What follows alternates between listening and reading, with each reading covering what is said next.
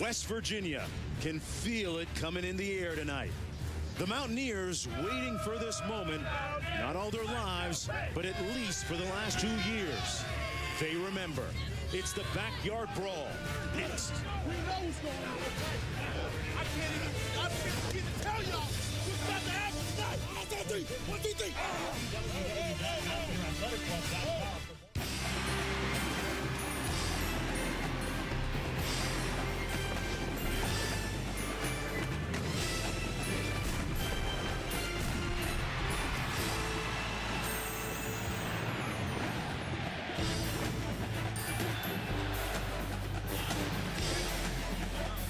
Under the lights in Morgantown, West Virginia. Welcome everybody to college football primetime with the Pittsburgh Panthers taking on the West Virginia Mountaineers, the 102nd edition of the Backyard Brawl. As we take a look at the standings in the Big East, if Pittsburgh wins out, and they got a big one next week against undefeated Cincinnati, Pittsburgh would win its first ever outright Big East championship. West Virginia, meanwhile, at 3-2 in conference and play.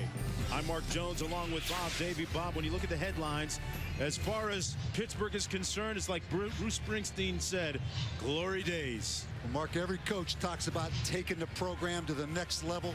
Pitt is in a position to do that tonight and return to their glory days. Beat West Virginia, they'll have 10 wins for the first time since 1981. Hey, as far as West Virginia is concerned, James Brown wrote about payback. They might be thinking about that a little bit. Well, Bill Stewart said it best this week when asked, what's the biggest motivation for West Virginia? He simply said, it's Pitt.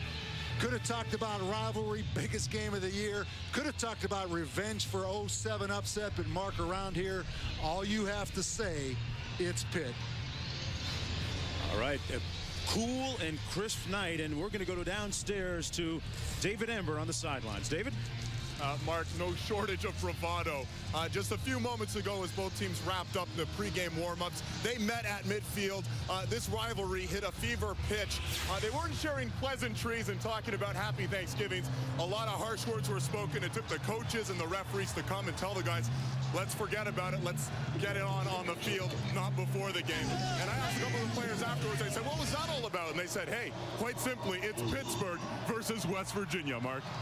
Certainly a lot of heated emotions, David, down on the field from the coaches, the players, the fans in the stands. These are just a couple of teams, a couple of schools separated by just 70 miles of interstate. Pittsburgh winning the toss and deferring to the second half. Tavon Austin back deep for the Mountaineers along with Mark Rogers for West Virginia, and we are underway.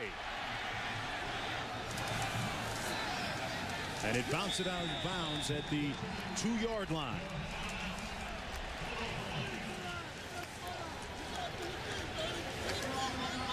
By the kicking team, the ball will be placed at the 40-yard line. First down. Mountaineers going to get a good start here with their field position. And that's where Jared Brown will take the reins of this offense. Jared Brown completing 65% of his passes. 11 touchdown tosses on the season versus 8 interceptions. And West Virginia, always an option mentality. Not real strong on the offensive line. Their motto, if you can't block them, option them. I think you're going to see a lot of option football tonight, Mark. And Jared Brown type of guy that can move around a little bit in the pocket. He's going to pass, and first of all, they're going to whistle this dead before the ball is even snapped. 6 offense, 5-yard penalty, first down. That's going to go against West Virginia and Selvish Capers. Bob, interesting that both these teams have had a week off to game plan for this and to get a little bit healthier. Exactly, Mark. And you know, Notre Dame coming off, Pittsburgh coming off that huge win at home against Notre Dame in their previous game. West Virginia coming off a tough loss at Cincinnati. Jared Brown completes his first pass at the 34-yard line. Complete in the flat to number 9, Jock Sanders, as we take a look at tonight's impact players, brought to you by KFC. Well, Noel Devine has been fighting an ankle injury the last 3 weeks. Even with an ankle injury, he is explosive. Jock Sanders, almost a clone of Noel Devine. And Scooter Berry has had an up and down season at defensive end, but he is a talented playmaker. Needs to have a big night tonight. Ground to pass again, incomplete this time. Intended for Noel Devine, and yeah, Devine has been nicked up a little bit of late. He hasn't been the healthiest that he's ever been. The last 3 games, his numbers have been down, the result of an ankle injury. But Devine, at his best, a very dominant and explosive type of runner. It'll be 3rd down and long coming up for the Mountaineers. This Pitt defensive line, number 1 in the country in sacks, with 40 sacks on the season. Ground to pass, and he's going to be sacked. As you mentioned, sacked. That's the 41st of the season. Romeus and Sheard getting to Brown. Yeah, Greg Romeus, the right defensive end. You're going to see him on an inside pass rush. He actually comes from the opposite side. Right there, number 91, kind of a sandwich job with Jabal Sheard, number 97. 2 defensive ends, both from the state of Florida. 2 of the best pass rushing defensive ends, Mark, maybe in the country. Boy, what started off at the 40-yard line, Bob, for the Mountaineers, all the way back at the 25 now, where they'll punt. Aaron Smith back deep for the Panthers. He's going to watch it bounce at the 37. And it takes a Mountaineer bounce all the way down to the 29-yard line. A 46-yard punt, nothing on the return, and Billy Stoll will take over from there for Pittsburgh. He has been one of the real feel-good stories this year, not only in the Big East Conference, but nationally. The way that he has really stuck it to it and showed a lot of perseverance, completing 66% of his passes, 18 touchdown tosses on the season against just 4 interceptions. Billy Stoll, very efficient at quarterback, and it's 1st and 10 for Pittsburgh. Turner in motion. And they hand it off to Dion Lewis, and Lewis is going to be stuffed on the first play of the game. You don't see that happen often. It's going to gain of 1 on the play. Jillian Miller making the stop. You see some of the emotion, Bob, after the play. Mark, you mentioned the word efficient about Bill Stoll, and that is this Pittsburgh offense. And number 3, they've only had 9 turnovers all year. They've only given up 9 sacks in 10 games. Very efficient, very few negative plays by penalty or lost yardage plays. Stoll complete at the 40-yard line. Nice catch on the play by number 82, Jonathan Baldwin, who picks up 10. And let's take a look at the impact players, brought to you by KFC for Pitt. Well, the reason Pitt is so good on offense is because they have a lot of impact players, and everyone that touches the ball. We talked about Dion Lewis, the true freshman.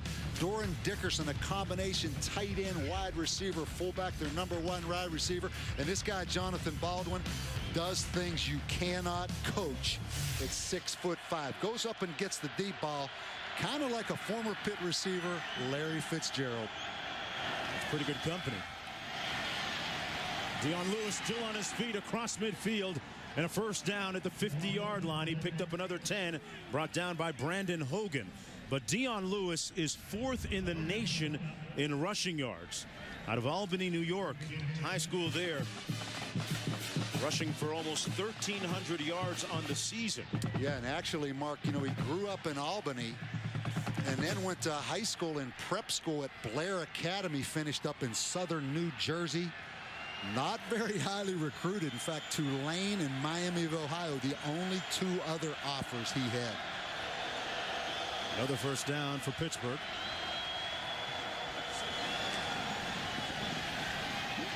Stoll is going to take off himself and tiptoe out of bounds at the 47-yard line. He gains about 2 on the play. Dave Wanstead in his 5th season as the head coach at Pittsburgh, and as far as Wanstead is concerned, it's kind of personal. He played there as a lineman, and he talked about as a player They were 3-2 against West Virginia. And he has several fond memories of his time as a player and now as a coach against West Virginia. 2nd down and 8.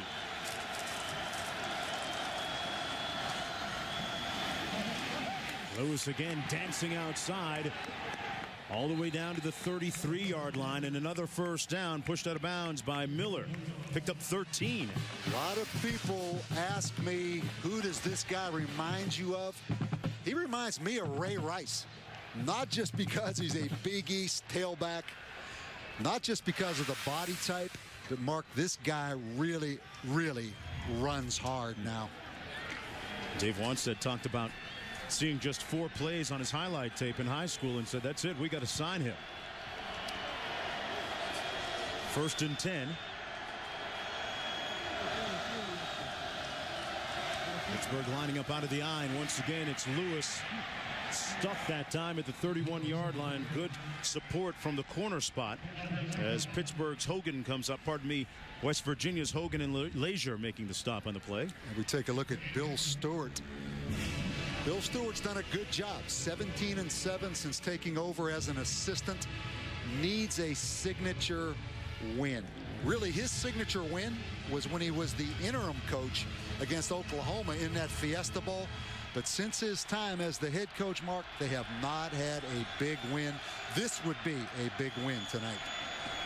They're going to have to slow this guy down. Lewis again, this time between the tackles, picking up 5 yards. And Bob, we've seen something here in the early going with Pittsburgh. You don't see a lot in college football. They line up out of the I. Great point, Mark. You're going to see a unique contrast. And isn't it amazing now that maybe if you line up with a fullback in a power offense, you give defenses nightmares because they don't have an opportunity to practice against that as much. But you're going to see 2 complete contrasts in West Virginia's spread and what Dave Wanstead calls his dinosaur old age offense. 3rd down and 2. Lewis trying to get to the edge, and he's sacked. Brought down for a loss at the 29-yard line. They'll lose about 3 on the play. 4th down coming up for the Panthers. J.T. Thomas making the stop, the 6'2 junior. And in comes the field goal unit now for Pittsburgh, led by Dan Hutchins. Yeah, watch J.T. Thomas run through the backside, Mark. He's just going to come around the back door and make the play. Another one of these Florida players. You know, West Virginia has 7 starters from the state of Florida. This field goal, Hutchins coming from about 46 yards out. He's 15 of 18 on the season. A high snap, and he pushes it off to the right.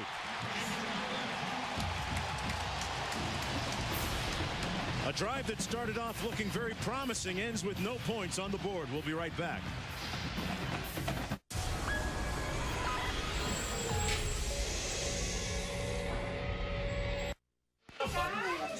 And belated Thanksgiving greetings from all of us to all of you. And this is the Lacey family yesterday here in the Morgantown, West Virginia area. Folks getting together for Thanksgiving activities, which no doubt included some football on the ESPN family and networks and a lot of food. Interesting to note, though, as you see the various Lacey family members show up, Bob, that the Pitt half of the family no-showed. All right, so we're going to follow that one throughout the course of the night. That's kind of a divided family is what you're saying. That kind of stuff happens over these kind of rivalries. Devine carrying the ball, and there's a flag down on the play. But a good sign. Illegal formation, 5 players in the backfield, 5-yard penalty, 1st down. It's the 2nd penalty of the ball game against the Mountaineers. Bob, how important is it to have Noel Devine have a productive day for the Mountaineers in this one? Mark, he is the home run threat. I mean, keep in mind, Jock Sanders, number 9, can go back there and play tailback, even though he's the slot receiver. But this guy's the home run threat. Slowed down by an ankle injury the last 3 games. Some impressive numbers on the season, over 1,000 yards rushing. Brown hands it off. And that's Devine, and he's going to be met right near the line of scrimmage at the 27-yard line. And Mark, you know that Noel Devine has to be motivated by all the Dion Lewis conversation and talk.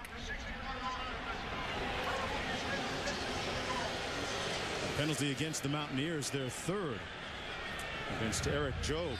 And look at the last 3 games by Devine, averaging just 62 yards rushing. You know, Coach Stewart was effusive in his praise of Devine, talking about how far he'd come as a young man from the time that he first stepped on campus here in Morgantown to where he is now.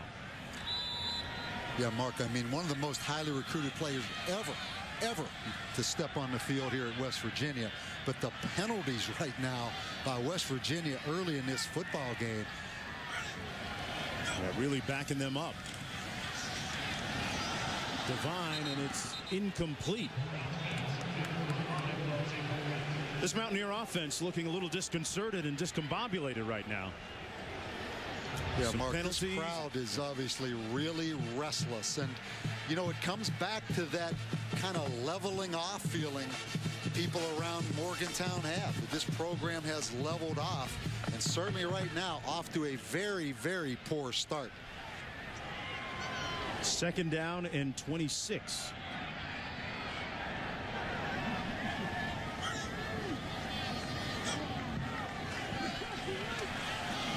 Pass was tipped but caught.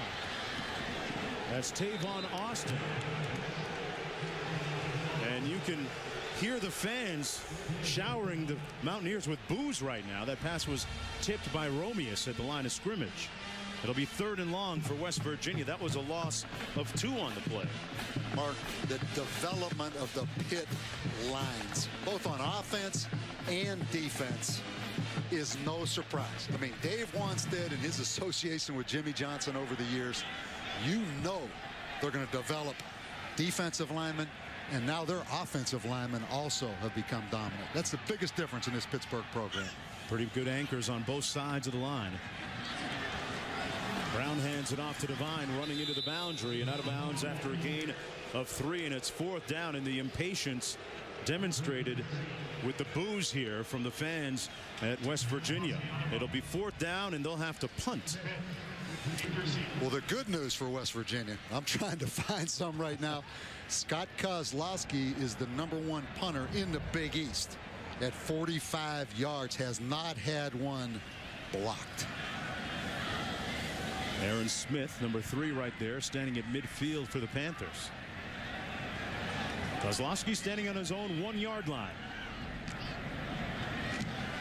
Wow. A line drive that drives Smith all the way back to the 30. Boy, Kozlowski really dug them out of a nice hole right now. And he runs it up to the 34-yard line, Smith does. I'm Mark Jones along with Bob Davey, David Amber down at the sidelines. Thanks for coming aboard. This is the 102nd edition of the Backyard Brawl. Bob, people here in Morgantown still talk about 07 when they were number 2 in the BCS and Pitt came in and upset them, and it's been role reversal almost ever since. Completely, Mark. I mean, back in 07, West Virginia was dominating the Big East Conference. I mean, they won it in 03, 04, 05, and 07. But since that upset, Pitt is a program on the rise. West Virginia, as I mentioned before, has kind of leveled off, and I think everybody in this tri-state area senses that. Stull going back to pass. Knocked up and incomplete. It was batted to the line of scrimmage by Pat Lazier. And that makes this game tonight pretty simple in some ways. You know, it's about Pitt trying to get to that next level that West Virginia was at. And it's West Virginia, Mark, trying to hang on.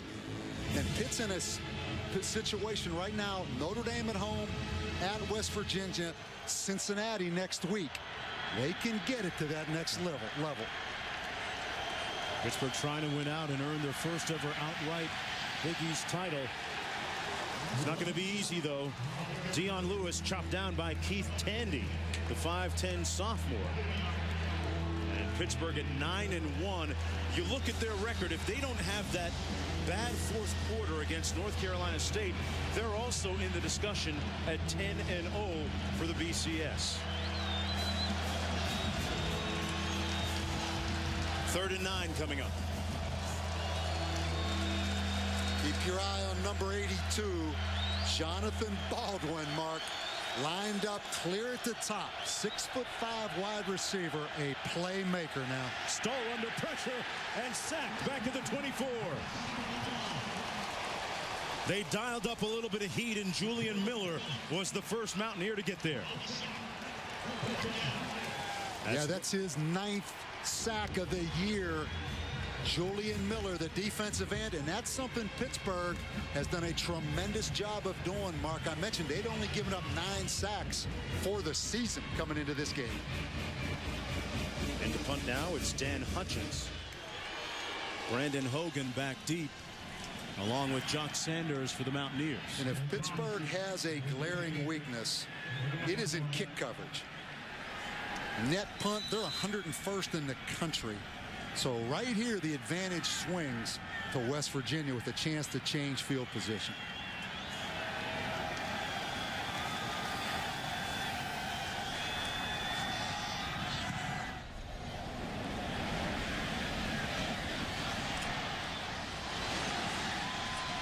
Sanders collared at the 40-yard line, but it's going to be very auspicious starting field position on this drive for the Mountaineers after the 41-yard punt.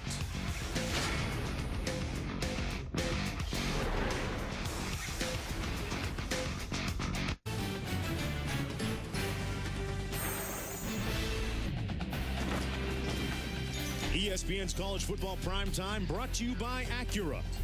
Acura, Advance, and Joseph A. Bank Clothiers, the expert in men's apparel. Another look at the Lacey family here in the Morgantown, West Virginia area. Little guys throwing a football around before the food is ready, and they get ready to chow down on Thanksgiving Day. And take a look at the temperatures here in Morgantown, 35 degrees.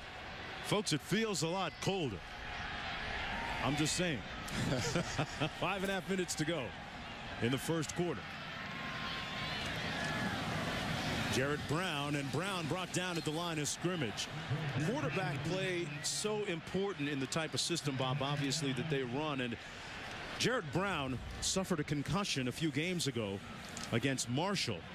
And he really kind of struggled in the ensuing games, but the last game, albeit a loss against Cincinnati, they felt that he got back on track. Yeah, and just off to a slow start. I mean, this West Virginia football team, you saw that graphic, minus 9 yards, 3 penalties early in this game. Brown keeps it again, and this time a better run, gets about 6 on the play, brought down by Dom DeChico. This guy right here, I've got a lot of respect for. You know, waited his turn, Mark. He's a 50-year senior, sat behind Pat White. A lot of people, you know how it goes. Family members, high school teammates tell you to leave. You should be going somewhere else, starting somewhere else. He tuned all that out, and you can't help but be pulling for a guy like this in his last game in Mountaineer Stadium. 21 seniors playing for the final time here. Brown, one of them, completes the pass to Jock Sanders for the first down on Pitt's side of midfield, picking up 8 yards. Adam Gunn making the stop for Pittsburgh. Yeah, and you're talking about 2 great games this weekend now. Notre Dame, Stanford. A lot of intrigue, obviously, because of the coaching situation, and Georgia Tech. Yeah, what about that option? Hey, Paul Johnson going to put that option on Georgia and the Bulldogs. Bulldogs coming off a tough loss last week at home against Kentucky. On the reverse this time, Bradley Stark still on his feet, and another Mountaineer first down at the 36. He picked up 13 on the play. Bradley Stark's one of the fastest wide receivers on the roster. Yeah, Mark, he was a quarterback in high school, comes on the reverse right now. Well-designed play, and it's amazing. Since that missed field goal by Pittsburgh, momentum, even though it's early, has swung to West Virginia. Brown on the quarterback option, keeps it himself.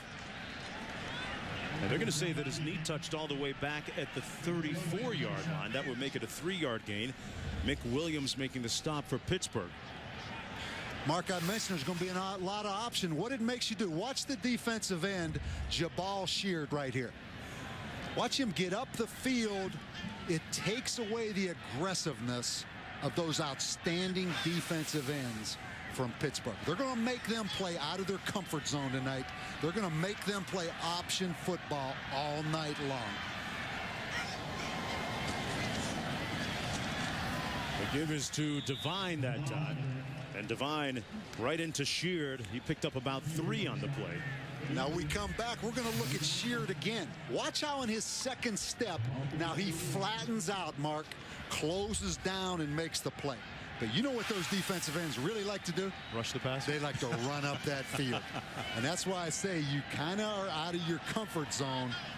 And if you can't block them, option them. And that's a great way to say it. Looking at a 3rd down and 5. Ryan Clark in the game in the backfield.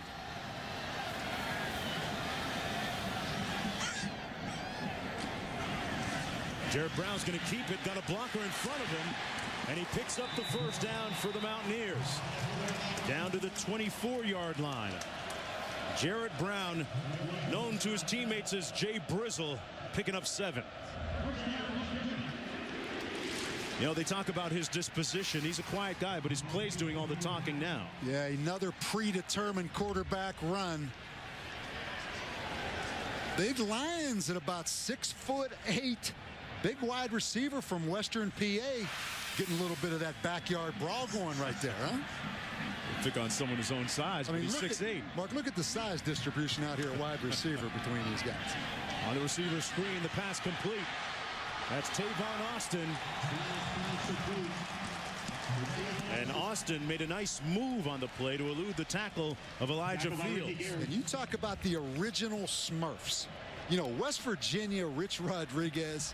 When you talk about Noel Devine, Jock Sanders, Tavon Austin, they are the Smurfs now. You know, the 5'7", 165 pounds. And then you got Big Lions at 6'8".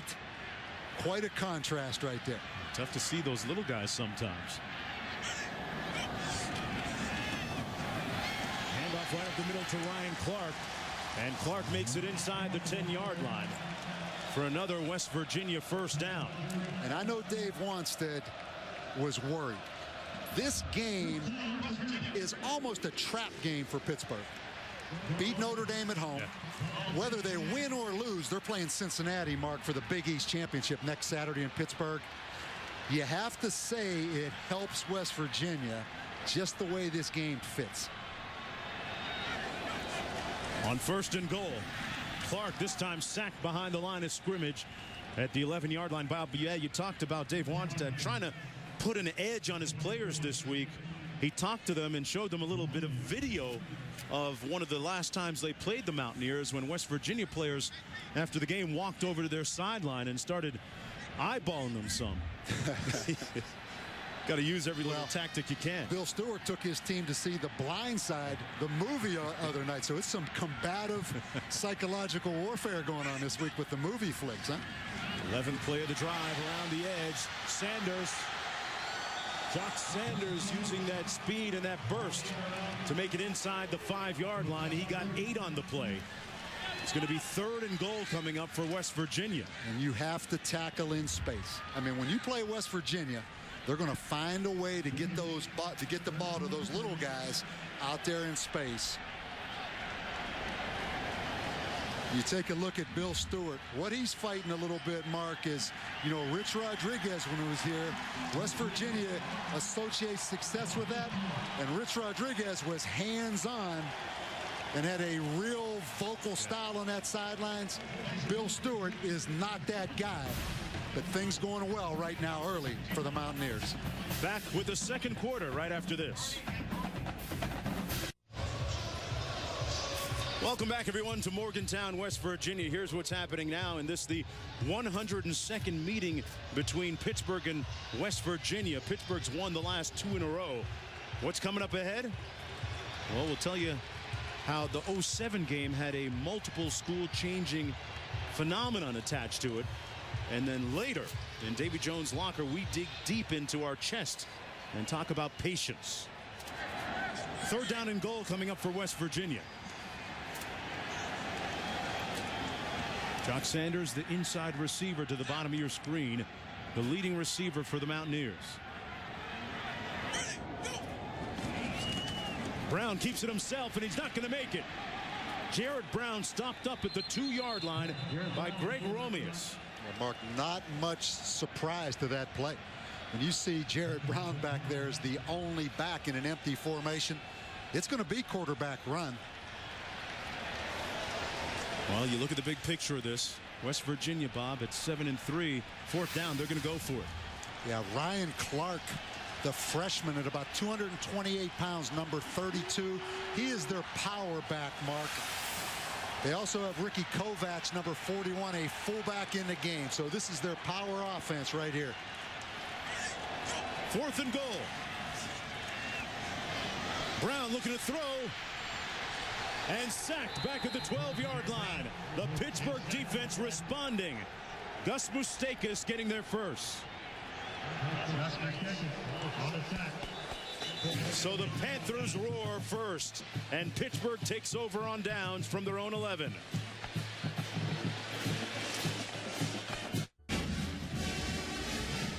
Back under the lights in Morgantown. 0's on the scoreboard, Bob.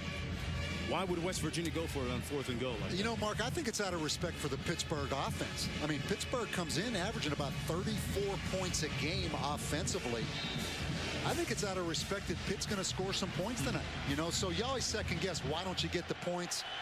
But he knows this is going to end up being a fairly high scoring game, I think. The tune would have to change pretty quickly, and they change running backs. That's the other freshman, a talented one too, Ray Graham. Stopped up for a loss on the play once again by J.T. Thomas. He'll lose a couple of yards. It'll be 2nd down and about 12 coming up. Mark, we saw this earlier. Watch right here. J.T. Thomas again is going to run through the backside. You know, it's the same exact play. Pitt loves to run that power to the strong side. And when that backside linebacker runs through, that backside offensive tackle has a tough time cutting him off right there. That's happened twice tonight. Stull fires it. It's going to be complete. They're going to spot it at about the 15-yard line. Doran Dickerson making the catch. He picked up 6. Yeah, and the big question on West Virginia's defense coming in, Mark, how would they play against the run? You know, the last 3 games, they've given up a bunch of yards in the running game. Really playing well right now early in this game. You know, the first series, Pittsburgh had some success. Since that missed field goal by Pitt, though, it's been all West Virginia's defense. 3rd and 6.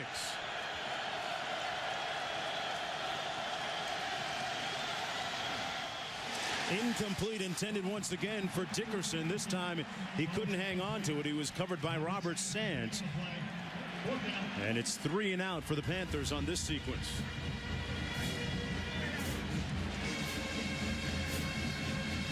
So far, the West Virginia Mountaineer defense responding, allowing just 40 yards and racking up 1 sack so far. Their defense is going to have to play well against a very potent, balanced offense of Pittsburgh. That's Jock Sanders back at his own 43 along with Brandon Hogan.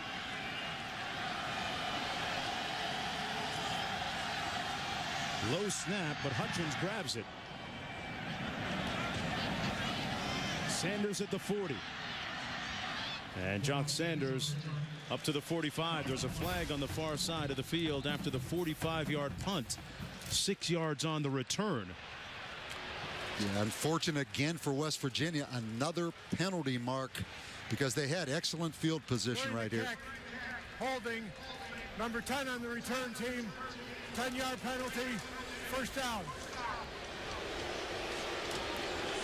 All right, we're going to take a timeout. 0's on the board. And when we come back, you can't mention 2007 to Mountaineer fans. We'll tell you why on the other side. Had on that guy right there, Dave Wanstad, who told us that immediately after the game, in the next couple of days, they ended up signing 8 highly touted recruits for the program. Here we go on 1st down and 10.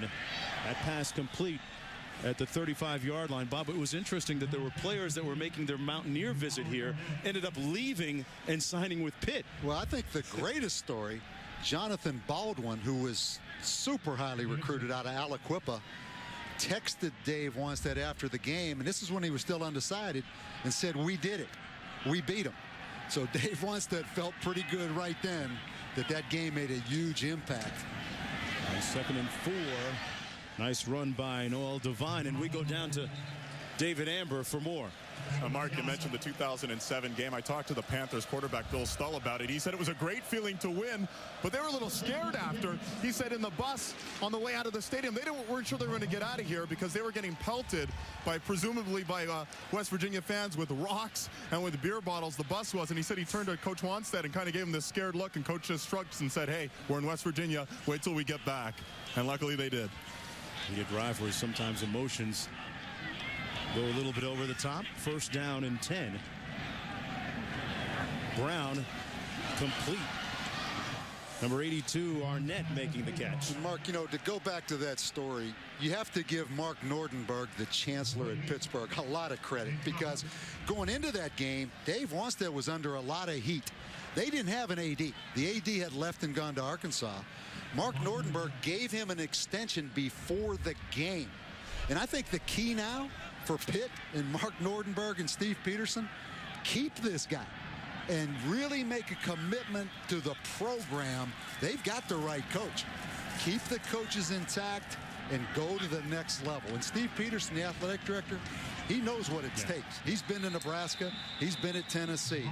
So they have the right guy in place. He had the foresight back in 07 to extend it.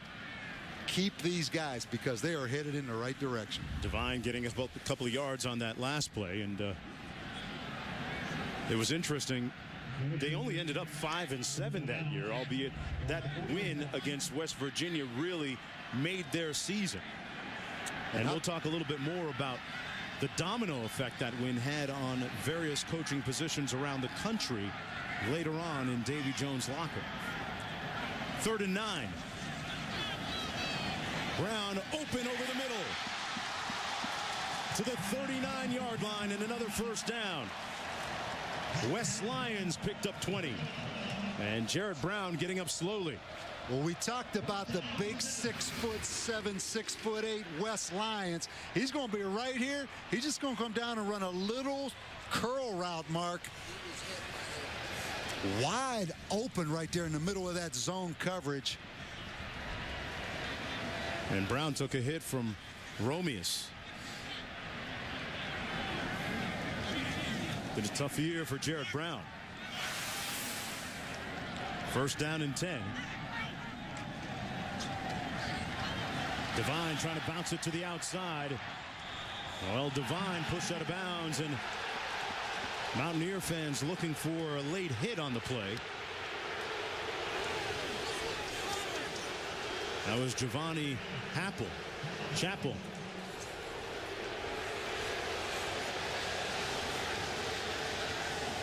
Yeah, you can see what they're upset about. Watch late right there. Chappell, you know, not vicious, Mark, but clearly was out of bounds when he took him down to the ground. A gain of 5 on the play. It'll be 2nd down and 5. Ryan Clark in a tailback. Brown going up top. And incomplete. Little stop and go intended for Bradley Starks. You know, quarterback Jared Brown is a man of many talents, passing and handing off the football among them and doing a little runway modeling from time to time, Bob Davey. I mean, it's pretty diverse talent. I mean, does footwork on the catwalk help you out in the backfield? I tell you, man, you know his teammates have to be just unmerciful. Unmerciful when they see the shots of him going down that catwalk. 3rd down and 5. Well, the Tyson Beckford of quarterbacks completes that pass. That's Austin making the catch. And he picks up 6, close to the 1st down. Let's see where they spot it. Looks like they're going to give it to him. This Tavon Austin, Mark, a true freshman out of Maryland. number 1. He is another guy. He went to West Virginia because he loved the way they took advantage of the talents of those smaller running backs. But very impressive right here. Jarrett Brown setting his feet, getting some pass protection, which is something we haven't seen this year out of West Virginia. Brown eluding harm's way. The pass complete at the 27-yard line to Devine. Well, on ESPN's Monday Night Football, Tom Brady in New Orleans taking on Drew Brees and the Saints. Two of the top teams battle in the Big Easy and try to make a huge statement in Week 12. Patriots Saints on ESPN's Monday Night Football at 8:30 Eastern Time. Coverage beginning with Monday Night Countdown served by Applebee's at 7. Boy, that is a great game. That doesn't need a whole lot of promotion now. Handoff this time. That's going to be Devine, brought down by Williams. Bob, are you surprised by how well West Virginia has moved the ball against a very staunch Pitt defense for most of the year? Mark, I mean, good play calling, getting the ball out in space, a lot of fake reverse action. And Jarrett Brown's made a couple of third down completions. I mean, this is a good West Virginia offense when Jarrett Brown is playing efficiently. I mean, he's a talented quarterback with a talented set of skill guys out there. Looking at 3rd and long, 9 to go. Brown downfield and overshoots his man out of bounds. Showed you a little bit of arm strength that time. It was intended for Bradley Starks. And it's 4th down coming up for West Virginia. Pitt with 2 potential NFL defensive ends, Mark. Watch Romeus. Where the heck is he? I think he's over here. Watch him on the pass rush area. He's coming from the top. Just an excellent speed rusher. There's the other one, Jabal Sheard. 2 future NFL pass rushers. Both of them defensive ends. Both of them only juniors, and both of them from Florida. A 4th down, Bob, and Mountaineers going for it again for the 2nd time tonight. Last time they didn't make it from the 2-yard line on 4th and goal. And we got a timeout on the field called by West Virginia. We'll take one with them and come right back after this.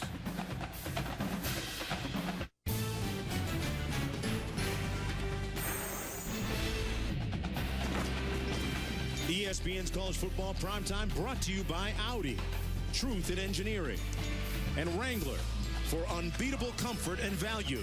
You can count on Wrangler 5-star premium denim jeans. Look at the Lacey family here in Morgantown, West Virginia yesterday, getting their grub on, getting ready for the big Thanksgiving dinner. Back here in Morgantown, 0s on the scoreboard. 4th down coming up for the Mountaineers, who are 1 of 7 on 4th downs this year. And West Virginia just doesn't kick a lot of field goals, Mark. They've only tried 9 all season.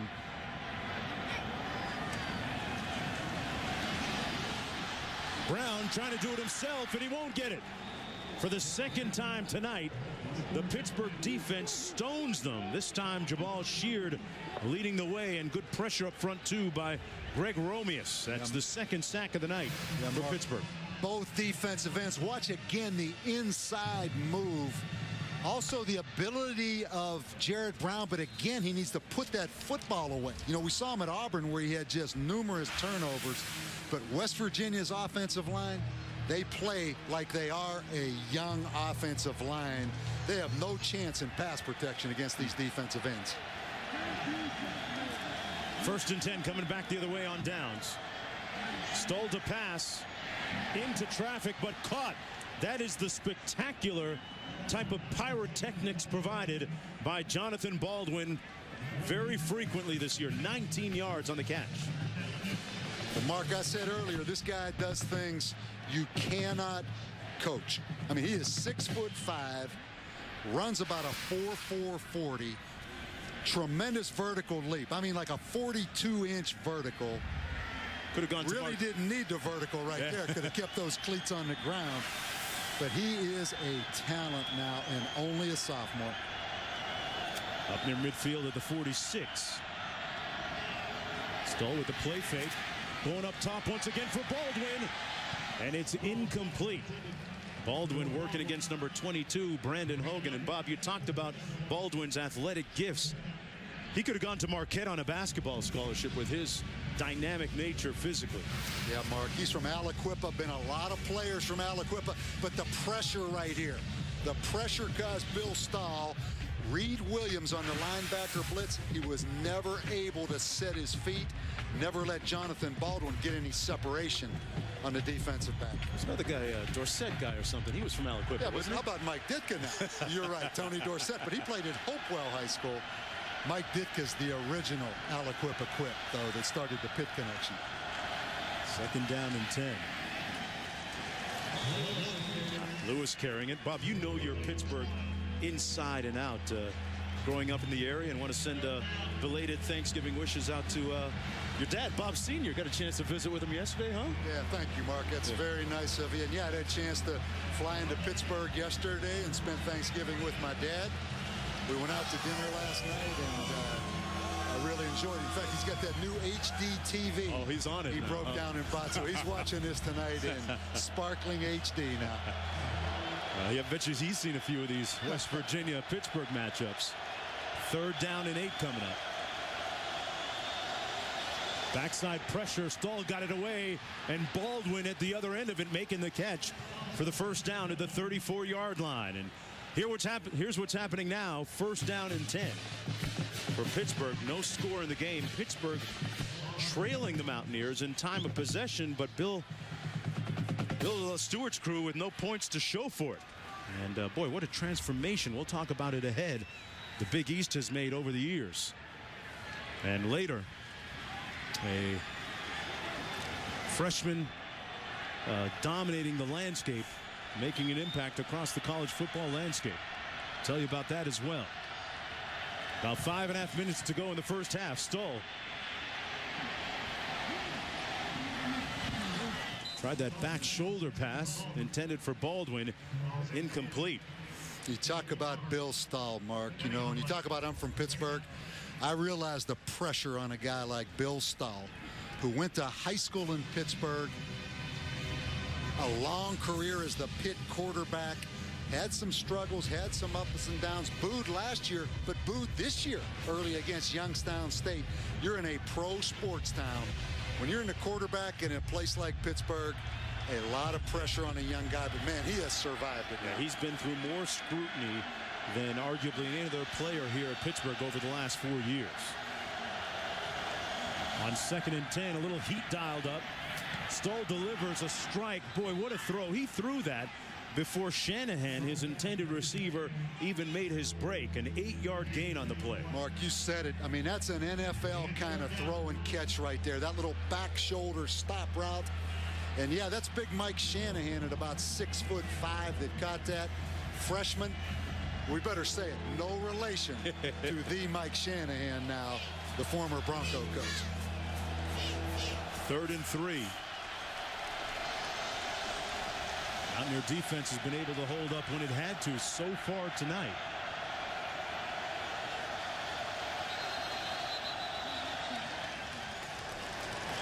And the Panthers are going to call the timeout and talk about it. And we'll take one right along with them. With 4:46 to go in the 1st half, we'll be right back. Welcome back under the lights in Morgantown, West Virginia. Zeros on the scoreboard. Pittsburgh with the football in that 07 game. Really, Bob, if you look at it in the big picture, set off a ripple effect in the coaching ranks, didn't it? Exactly. I mean, the first one, you have to wonder, you know, if West Virginia wins that football game, they're playing in the national championship game. Does Rich Rodriguez leave at that time, West Virginia, and go to Michigan? Would Les Miles have gone from LSU to Michigan? And we can keep going down that tree of the what-ifs if West Virginia would have won that game. Nice run around the end by Dion Lewis. And Lewis gets the 1st down for the Panthers with a nice burst. He squared those shoulders. He picked up 4, and boy, you never know who won the national championship that year. You think about the turbulence at the time down in Baton Rouge. Les Miles, wasn't he going to Michigan? There was a lot of speculation at the time. He had to come out and make an announcement prior to their big game saying that he wasn't going anywhere. But I will say this. I was at the West Virginia-Oklahoma game in the Fiesta Bowl, and West Virginia played one of the best football games I've ever seen under Bill Stewart that night and won that game. On 1st and 10, almost picked off. It should have been picked off by Robert Sands. Yeah, he tried to force that one to Jonathan Baldwin, Mark. But if you're going to force it to him, get it up high enough where only Jonathan Baldwin can make the catch. But watch Sands kind of lurking right there. Poorly thrown ball. I mean, throw that ball over the top of everyone and let him go up and extend, but don't underthrow that ball. Robert Sands talked about watching that game in 07, how he didn't even have West Virginia on his radar. He visited Pitt after Pitt had beaten West Virginia. People were still talking about that big win. And here's Dion Lewis one more time, and Lewis runs it over the left side of the offensive line, and he has just set a Big East freshman rushing record if this stands. And we got a little extra activity down on the field, and they're saying maybe there was a fumble. The runner's progress was stopped before he lost control of the ball. Dave's agreeing with that. Yeah, kind of wishful thinking right there. Dave gave that little agreement with the. Going to mark it at the 20-yard line. Yeah, let's take a look again, Mark, and see what all that scuffling was about late.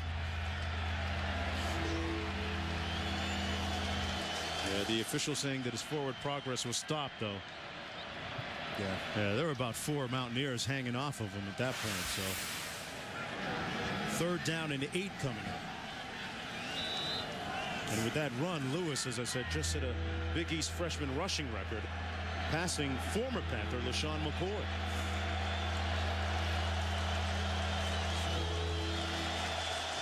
Doran Dickerson, number 2, that tight end, Mark. You see him lined up at tight end. He's been quiet so far. Stole into the end zone.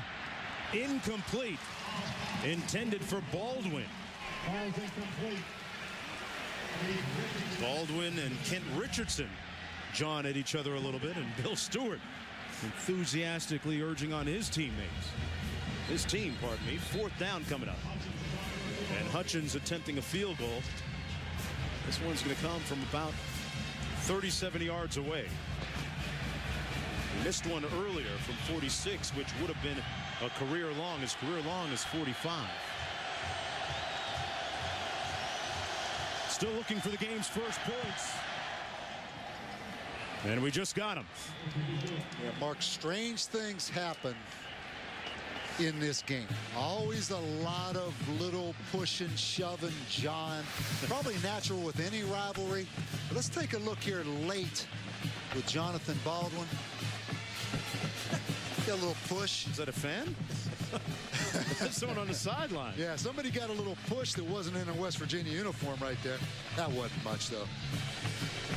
Everyone's a little testy, though, about this kind of situation. You know, Jonathan Baldwin's dad, Jeff Baldwin, was a defensive lineman at Pittsburgh.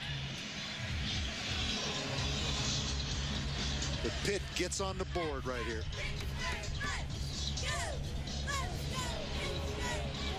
Hey, Saturday night, ABC and ESPN2 deliver 2 full national games. First, Notre Dame against Stanford, or you can see Georgia take on Georgia Tech. Both games can be seen nationally on either ABC or ESPN2. Go to ESPN.com, search maps to find the game you want to watch.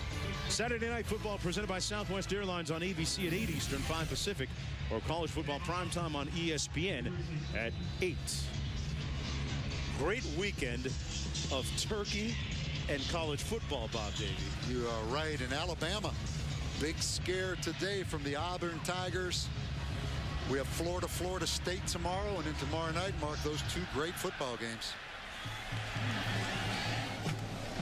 From the 13-yard line, it's Tavon Austin. And Austin pushed out of bounds at the 30-yard line. Got 3:15 to play in the first half, and coming up next on the college football halftime report, Alabama barely escaping against Auburn. It took a last-minute drive. Tony Pike thriving today. His boy Cincinnati, a well-oiled machine right now. And Tiger Woods update on his car accident. And these last two drives for West Virginia, Mark, 13 plays 49 yards, 12 plays 44 yards, but no points. You go back to that decision not to kick the field goal. Here's Devine on 1st down and 10 out near the 35-yard line. As we approach 3 minutes to go, a pickup of 4 on the play. And there's Noel Devine, a young man who has overcome a lot of adversity in his life from the Florida area and struck up a good relationship when he was younger with Deion Sanders, formerly of the Dallas Cowboys and Falcons in the NFL. Played a solid and positive mentorship role with him. That pass incomplete, intended for Jock Sanders. Mark, this game, I mentioned West Virginia's offensive line playing like a young offensive line. I don't know if I've ever heard a stat like this. They've had the same offensive linemen, those same 5 guys have taken every snap this entire season. Every snap. That's got to be unique, right? That's unique. But their problem is pass protection. And right now, if you're Pitt, big advantage with those 2 defensive ends now. 3rd and 6. Brown tucks that ball away and is brought down at the 35-yard line. He picked up 1, but it'll be 4th down and 5 to go. Gus Mustakas making the stop for the Panthers. Yeah, we talk about those 2 defensive ends, but also Gus Mustakas and Mick Williams, the other defensive tackle. Mustakas, another guy from Florida. Mark, 3 of their front 4 are out of the state of Florida. You take a look at Greg Cattuso right there. You know, the coordinators get a lot of credit. Phil Bennett has done an outstanding job, as has Frank Signetti.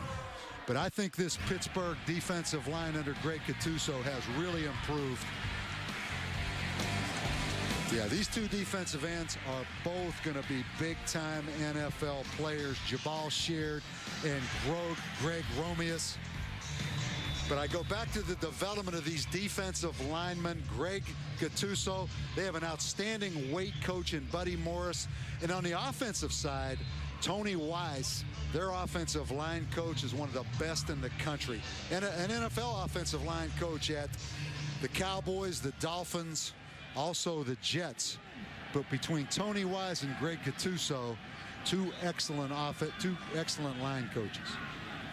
Aaron Smith back deep.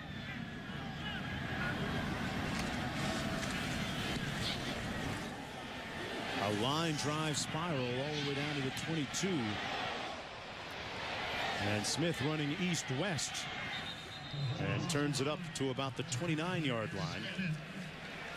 It'll be 1st down and 10. 43 yards on the punt, 7 on the return. And that's where Pitt will start things off. Billy Stoll with a little over 2:24 to go here in the first half. You know, not many points last 2 years.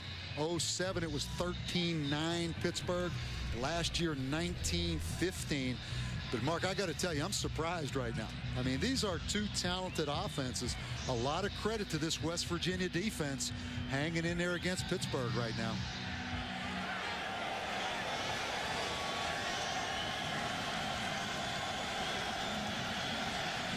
Stoll complete, threw a dart that time to Cedric McGee. A good-looking pass, good for 6 yards. And, you know, talking about Stoll, his evolution goes back to last year, that 3-0 loss in the Sun Bowl game. Interesting that, Bob, you talked about the support of the administration here that the players and the coaches get. Stoll received a phone call the next day from Pittsburgh's chancellor, Mark Nordenberg, and the athletic director, Steve Peterson. And they told him that they still believed in his abilities and his talent. That kind of thing can go a long way for a young kid. That's a great story. And that says a lot about the administration at Pittsburgh. Now, that's the kind of guys you want to be a head coach for. Out of the backfield. Complete. Nice move. Dion Lewis, though, brought down. Good run support, pardon me, on the pass by Keith Tandy. And, Mark, we also have to talk about Frank Signetti, the offensive coordinator that came in this year, his first year. His dad, former head coach at West Virginia, assistant coach at Pittsburgh. Frank Signetti has done an outstanding job coming in because all these weapons were in place at Pittsburgh prior to this season, but he has taken advantage of those weapons. 3rd and 4. Stoll picked picked off at the 45 by Tandy. And West Virginia has a 1st and 10 at the 40-yard line. For Tandy, it's his 3rd interception of the year. And the Mountaineers in business with a minute to go here in the half. Well, Mark, we talk about efficiency, how efficient Bill Stahl is. That's only his 5th interception of the year. Didn't look like he ever saw Keith Tandy. I mean, Tandy just sunk underneath that thing playing zone coverage. Again, he tried to force that ball to Jonathan Baldwin, but got a little bit carried away there, Mark. But West Virginia with excellent field position and a chance to do something here before this half. Mountaineers with a couple of timeouts remaining, 1:03 to go. Nothing wrong with forcing the ball to Jonathan Baldwin, but get it up in the air where he's the only one that can catch it. Brown completes this one. The short side of the field, number 82, Arnett. Arnett out of bounds at the 32-yard line, picked up 8. 2nd down and 2. They got those 2 timeouts remaining, the Mountaineers do. Alric Arnett. That's Jared Brown's roommate, so those two often on the same frequency. Brown incomplete at the 29. That one intended for Bradley Stark, so it's 3rd down and 2 to go.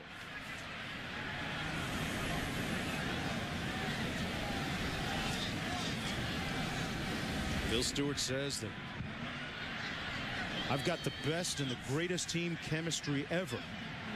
He's talked about the dedication of this team over the last couple of weeks. Yet to pay off on the scoreboard. This is Devine.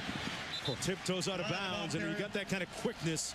You can pick up the 1st down, which he did. He got 3. And Mark, you also see right there on 3rd down, West Virginia wasn't going to kick a field goal now because they've only tried 9 field goals all year. But you are right. I mean, Noel Devine, even with that ankle, you hold your breath every time he touches it if you're on the other side now.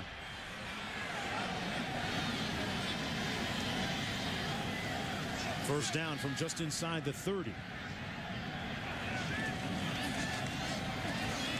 Brown sets his feet and fires a dart once again to start. This one is caught at the 18-yard line. And Mark, that was great pass protection right there by the left offensive tackle, Barkley. Only a sophomore. Watch him right there on 91, Romeus. That's really good pass protection. Jared Brown a chance to set his feet and deliver the strike. Picked up 11.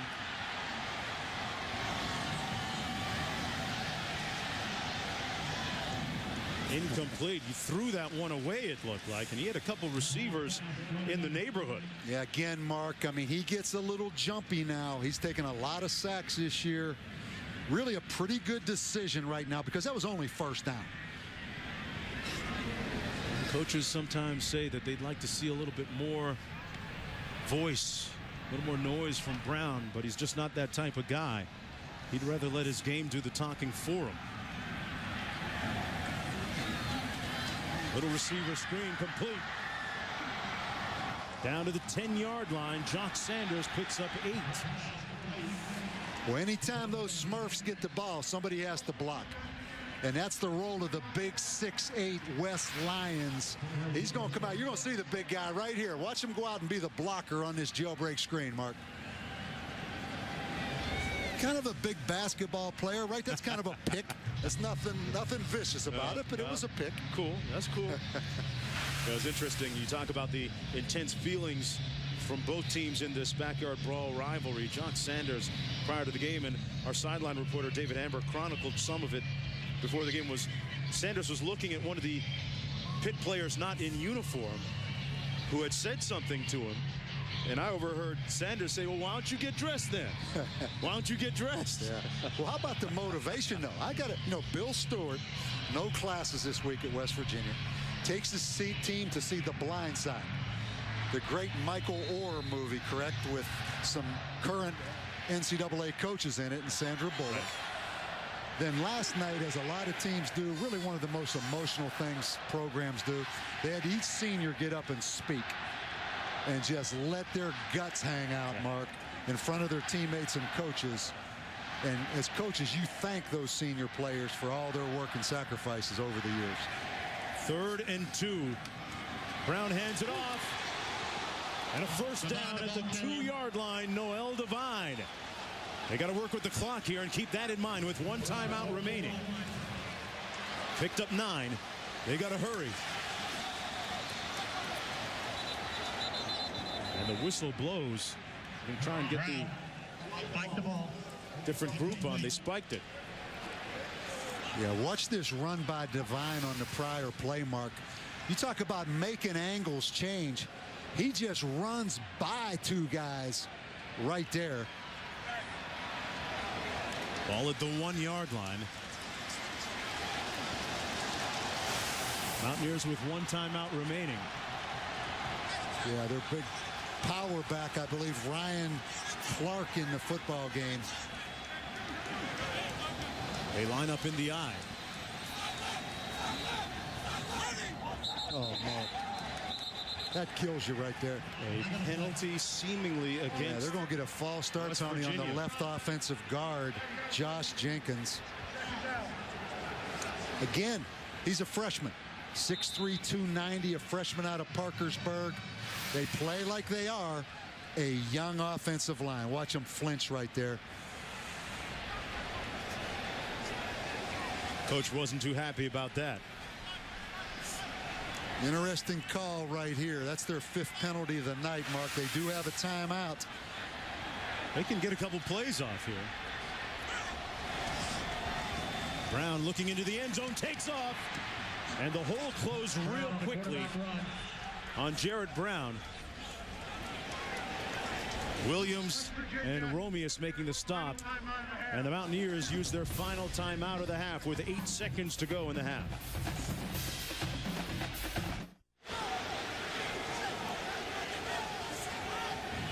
Tyler Bittencourt in to attempt a field goal from 20 yards out. And he knocks it through to knot the game at 3 apiece with 8 seconds to go in the first half of play. Bill Stewart emotional with his team.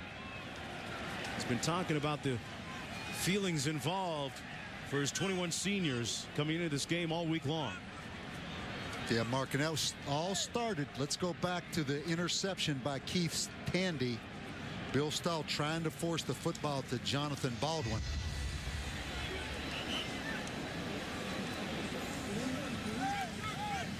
Both coaches pretty upbeat about that last field goal for different reasons, probably.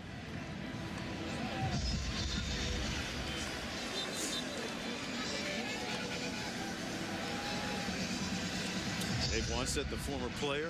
And you have to be so excited for Dave Wanstead. You know, Mark, you mentioned played at Pittsburgh, coached at Pittsburgh. To see his plan now take place and get Pitt back to where they were in the late 70s when they won a national championship under Johnny Majors, and then under Jackie Sherrill, 79, 80, and 81, 11-1, 3 straight seasons, 33-3. And this program on the verge of getting back to that point, but they are in a fist fight tonight in Morgantown. Pittsburgh off to its best start since 1982. Harken back to the days of Dan Marino. Even before that, Bob, you mentioned some of the great players, the Hugh Greens and Tony Dorsetts of college football. On the return, this is Sadler. And Sadler with a nice return, albeit maybe a little too late to end the first half. Dave Wanstead's team looking for its 3rd consecutive win against West Virginia in this, the 102nd edition of the Backyard Brawl. And we go downstairs to David Amber with Coach Stewart. Coach Stewart, what went into that decision, 3rd down to kick the field goal?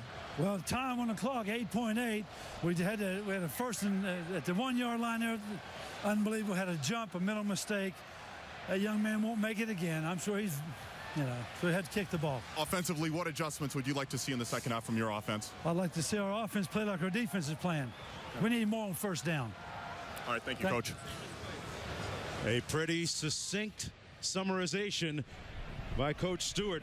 3's on the scoreboard at the break as we throw it back to the studio with Reese, Mark, and Lou. Guys, belated happy Thanksgiving.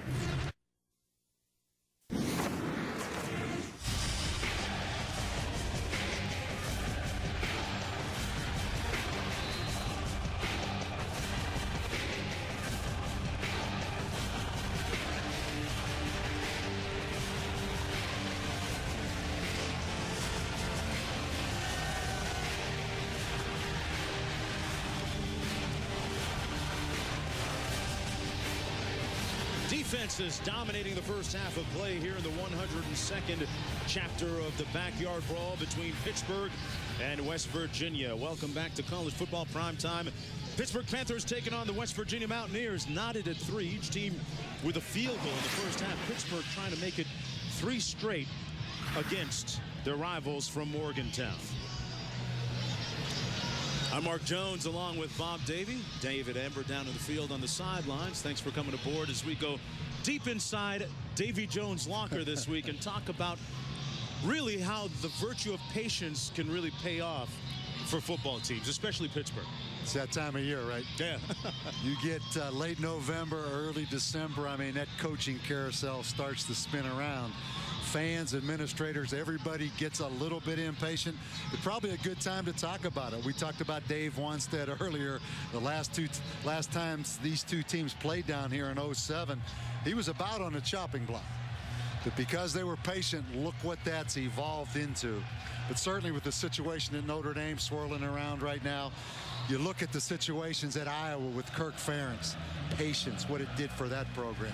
You look at Virginia Tech with Frank Beamer early in his career. Mark, we could go on and on, but patience certainly paid off for Pittsburgh, and the same thing maybe for West Virginia.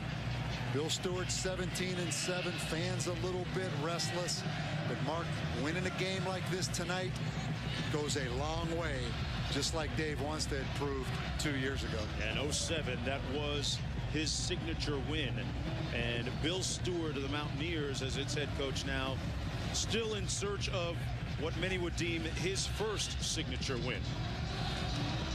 Pittsburgh going to get the ball to start the second half here. Mark, Pitt with only 98 yards offense in the first half. They only had 27 plays. West Virginia kept the football 43 plays. West Virginia just couldn't score, but moved the football pretty well. This is Ray Graham, the talented freshman on the kickoff return. He's going to be stopped up at the 23-yard line. And let's take a look at our first half stats brought to you by American Airlines. Well, I think the biggest thing, Mark, is just the 131 yards for West Virginia. They really had 3 big drives. The last 3 times they had the football, only scored 3 points. The 5 penalties right there for West Virginia really hurt them, particularly early in the game. And look at Pitt, 2 of 7 on 3rd down. West Virginia that first half going for it a couple of times on 4th down as well.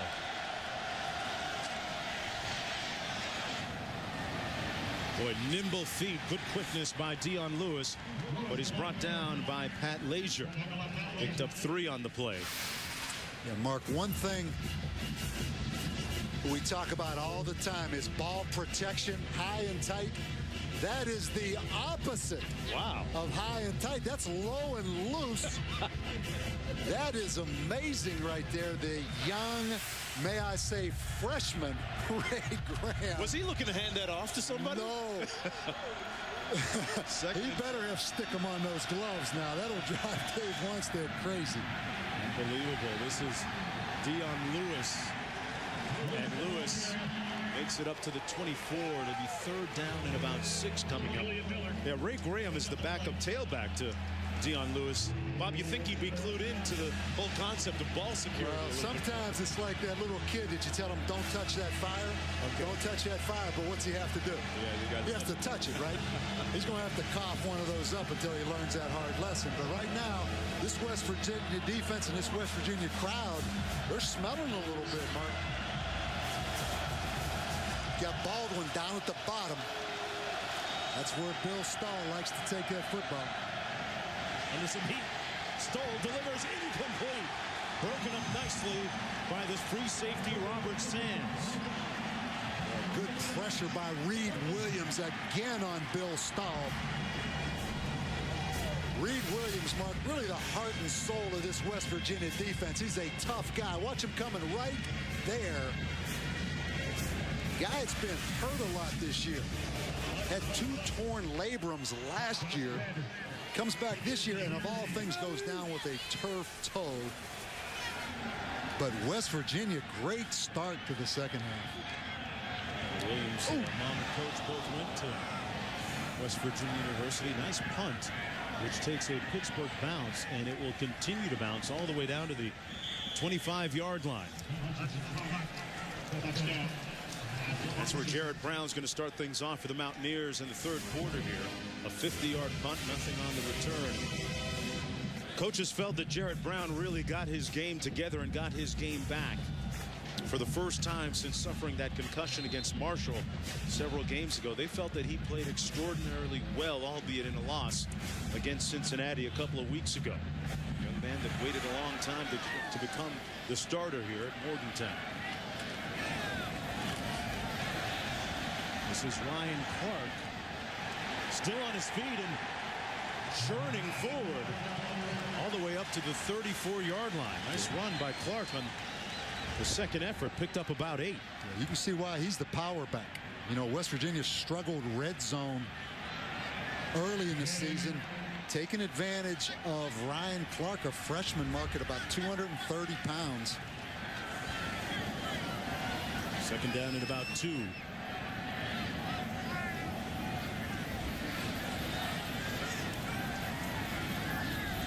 Off to Clark again, stopped up by the guys inside, Mick Williams and Mustakas. And David Amber, what did Dave Wanstead talk about at halftime? Well, he said he told his team he is very happy with the way they played. He fully expected them to be in a fight. He said, we're in a fight. We got 30 minutes. We can still win this fight. And then he went on to say, you know what? We got to get our running game going. They're doing a great time double teaming Jonathan Baldwin. They're doing a great job of that. We got to establish our run game or else we're going to be in trouble. That's the adjustment he wants to see, guys. All right, David, looking at 3rd down and 1 coming up. Brown hands it off to Clark, the hammer guy, and Clark gets the first down for the Mountaineers. Clark picked up 3. It'll be 1st down and 10. I thought Bill Stewart, simple way of saying it, but his halftime adjustment of saying, I want our offense to play like our defense. That defense, I think, on that first series and has continued to inspire this offense. I think that was well said by Bill Stewart. Brown completes the pass to Arnett. Arnett picks up 5. He was working against Chappell.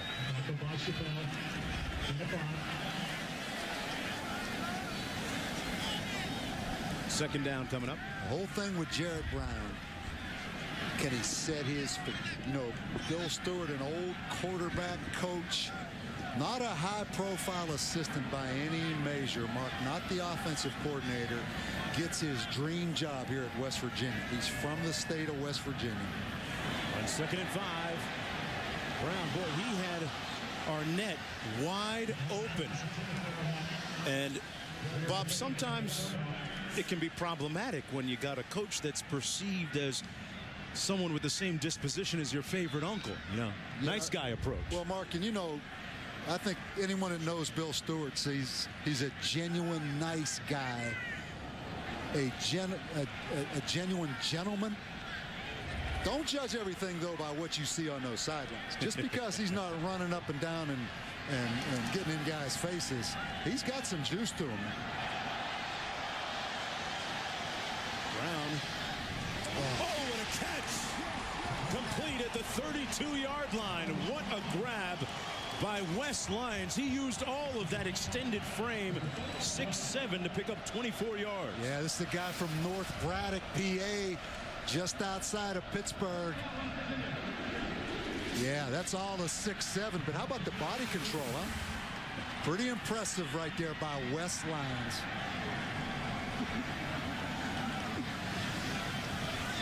From the 33. Devine down to the 31-yard line. Got a couple. You know, a lot of people, you know, wonder why maybe West Virginia with 8 seconds left, Mark, didn't throw the football late. Pass protection.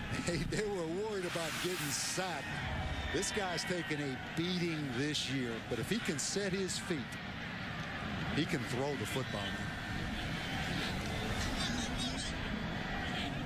Jarrett Brown just trying to hang around and hang in there, get this offense untracked a little bit on the reverse. Not much happening on that play. Number 14, Bradley Starks, chopped down by Adam Gunn. Adam Gunn, one of the leaders for Pittsburgh defensively. And a guy who got his 6th year of eligibility and has really made an impact, getting his master's degree. 3rd down and 9.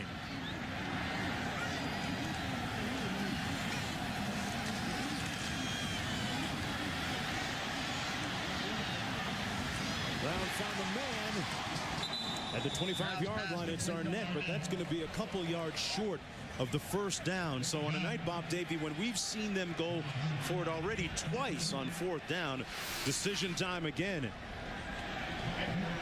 looks like they're going to send in the field goal unit this time. Mark, you see the escapability of Jarrett Brown creating that play, but again running for his life.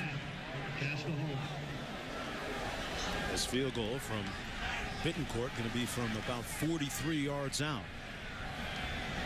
Made his earlier one tonight from 20. 9 for 10 on the season, Mark.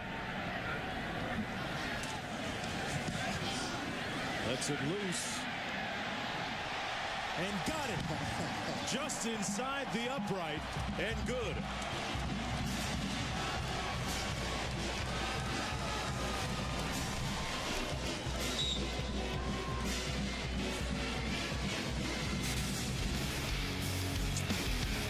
Antoine Reed with great pressure.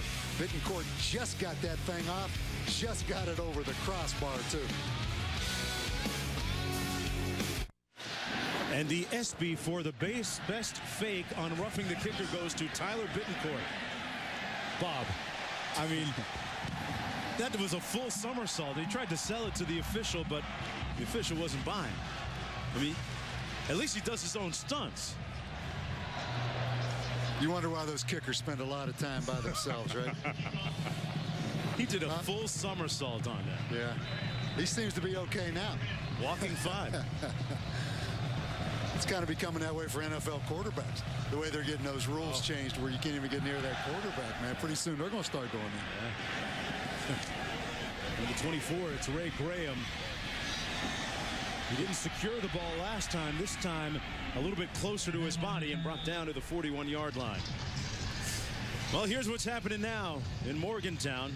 Mountaineers leading in the total yardage battle.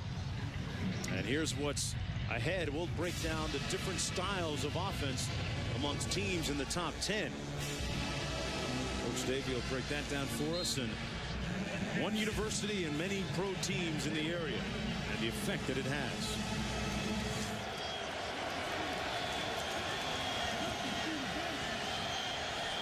First and 10 for Pittsburgh. Stoll hands it off to Lewis, who's going absolutely nowhere.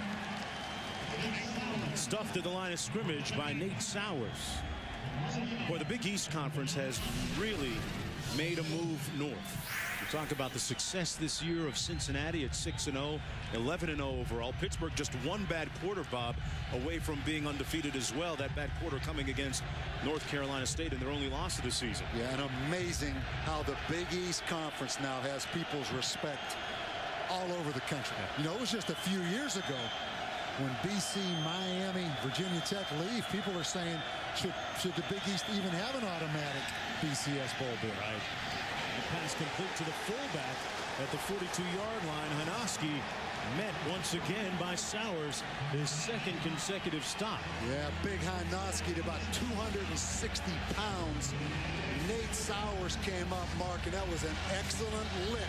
And this West Virginia defense under Jeff Castile, they are playing inspired football tonight.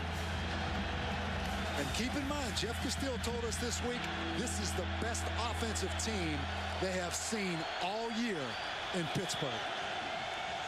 3rd and 7.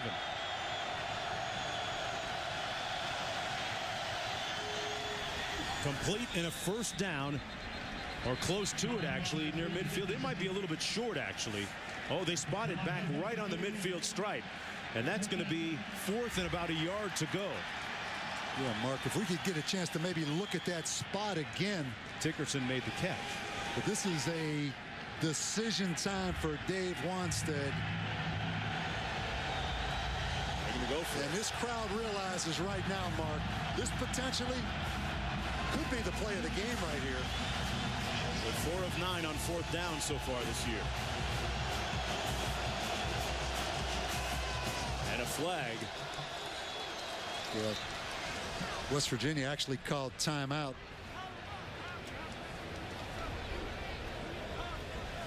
West Virginia, first time out of the half. Bill Stewart says his offense has to start playing like his defense is. Yeah, Dave wanted that flag to be called before the timeout, but the timeout was first. Let's take one more look at that spot. Dickerson makes the catch. Yeah, Mark, he's down right there. Oh, yeah. It's a great spot. Boy, this has been a season of close calls for Pittsburgh and Dave Wannstedt as you look at his reaction right there. And you look at the turning point of their season. It goes back to that game against Louisville for Pittsburgh when they trailed big time and came back and won their first conference game in the wake of the North Carolina State loss. And Wannstedt really getting after it right there. The other turning point really for them too, Bob, was the UConn game. They were down by 15 points in the 4th quarter, came back to win that one as well. Yeah, that's a good UConn team, but it'll be interesting on this call.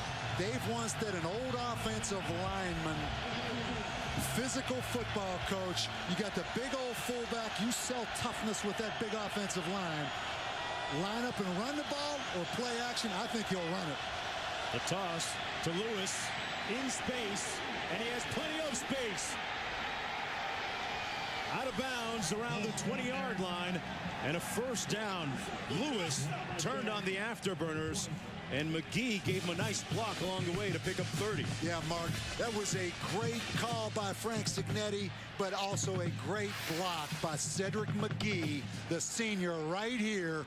Watch him out here blocking in space. And then you mentioned the speed of Dion Lewis. But you know what? A senior wide receiver, Cedric McGee, all the attention Doran Dickerson, Jeff Baldwin get, you have to give this senior a lot of credit for making a block like that. That was the longest play of the night for Pittsburgh, 30 yards and all. Stoll hands it off to Lewis again. This time a game of about 3. Robert Sands making the tackle. And Mark, just back to that conversation you started on the Big East. You talk about some prime time games. Pittsburgh beats Notre Dame. That was a huge game. Connecticut goes to Notre Dame. Everybody in the country watching that game. Then you had Illinois, Cincinnati today, Pitt, West Virginia tonight, Pitt, Cincinnati next week, which is really, in some ways, a Big East championship game like the SEC championship. So some great job scheduling to get some of these games late in the season that everybody in the country are going to be watching. Stoll hands it off to Lewis again over the left side. And Lewis tripped up at the 13-yard line. And Lewis already tonight, remember, has set a new freshman rushing record in the Big East Conference. And they talk about number 28 in the same terms glowingly as number 33. Easy. Easy now. Tony Dorsett. I thought I'd push a button there with little early. But I'll tell you what now. This kid, he reminds me, you have Ryan Williams at Virginia Tech, who's had an outstanding year. Reminds me of Ryan Williams, Ray Rice, just that body stature. But, man, he's exciting, Mark. But easy on that Tony Dorsett. A little early. I had to dust that one off. Little bootleg action by Stoll. Incomplete at the 13-yard line for Dickerson, who couldn't squeeze it. Stoll trying to find his roommate, Doran Dickerson, a finalist for the Mackey Award as one of the top tight ends in the country. Yeah, been quiet tonight, huh? Yeah. I mean, Doran Dickerson, 6'2", 230, about 4'4", just flat drops that ball. But he's had an unbelievable season. #1 receiver with 43 catches. Man, have to have that one. Now Dan Hutchins in to attempt from 30 yards out. This would tie the game.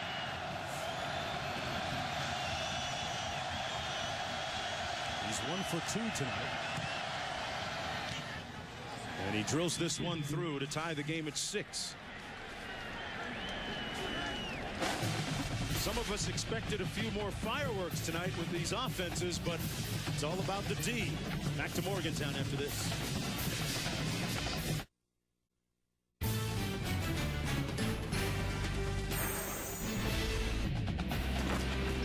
ESPN's College Football Primetime brought to you by Mazda's Drive Off event, where you can sign off on the best deals and drives of the year.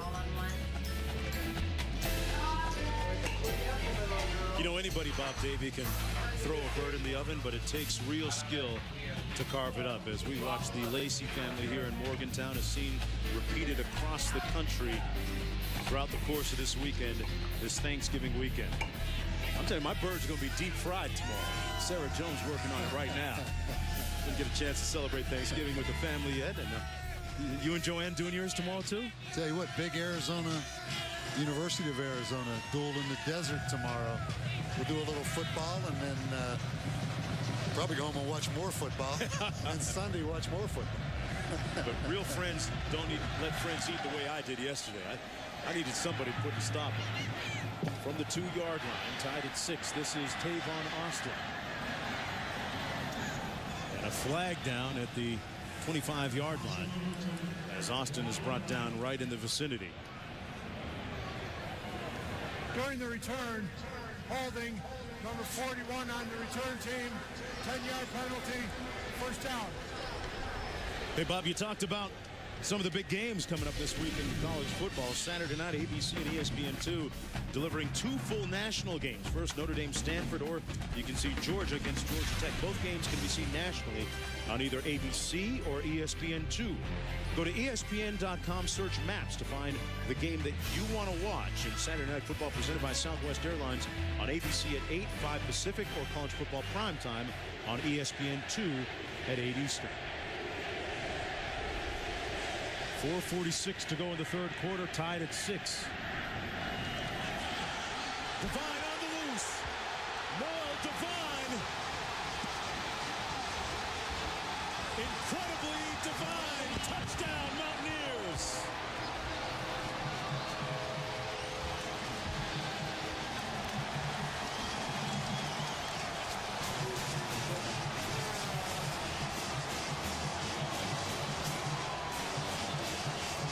That's all it takes. With speed like that, when you crack the line of scrimmage, Mark, it is over. He just runs by DeCicco, the free safety, and it's over. How's that ankle? You know what he's doing? He's looking back over there at that freshman Dion Lewis and says, you know what? It's still my Big East, baby. I'm not giving that rushing title up quite that quick. But how about Mark? He cracks the line of scrimmage, and it's over now. Noel Devine with the decisive blow so far. An 88-yard bolt of lightning here in Morgantown gives the Mountaineers the lead. Back after this. Noel Devine with a big play a few moments ago to give the Mountaineers the lead. Ran 88 yards. One of his many touchdowns on the season. Guy that was really a little bit questionable coming into this game.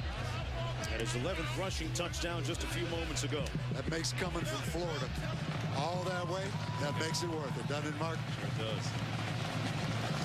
We talk about 7 starters from the state of Florida for West Virginia, 4 starters from the state of Florida for Pittsburgh. Speed.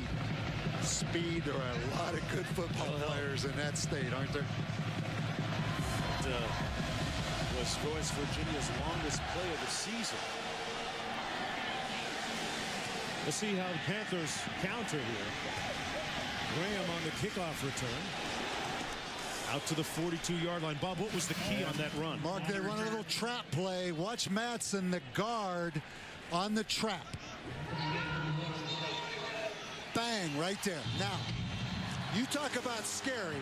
You're DeCicco right here, and it's one-on-one with you and Noel Devine, and it's over. And that's all it was, Mark.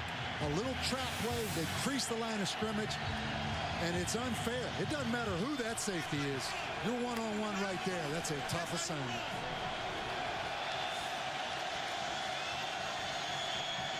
Stalled. Looking for Baldwin. And incomplete harmlessly at the 17-yard line. Good coverage there by Brandon Hogan, number 22. But, Mark, you see the same thing. Don't underthrow Jonathan Baldwin. At 6'5", get it out there. He's going to win the jump ball, but when it's underthrown, he has no chance. Sets up a 2nd down and 10 for Pittsburgh. Panthers coming in at 9-1. Big one against Cincinnati next week for essentially the Big East Championship. With a lot of business at hand here. Lewis breaks a couple of tackles. Still on his feet, and he's got lots of 6, but he's dragged down at the 32. And you have to say, these are two teams going at each other, and it's competitive. But these are two tailbacks going at each other, and that's competitive. Because I promise you, that guy right there, that got Noel Devine's attention. Watch Dion Lewis right here. I mean, he runs into his own offensive lineman. The speed, Mark.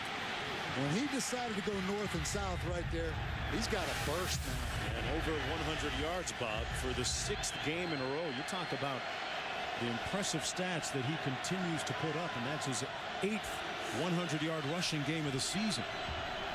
Stoll complete, one-on-one, and good tackling in the open field that time by Keith Tandy, who has an interception tonight as well. He made it on Baldwin. That's an excellent open field tackle out there by Keith Tandy. And this defense under Jeff Castile continues to play well.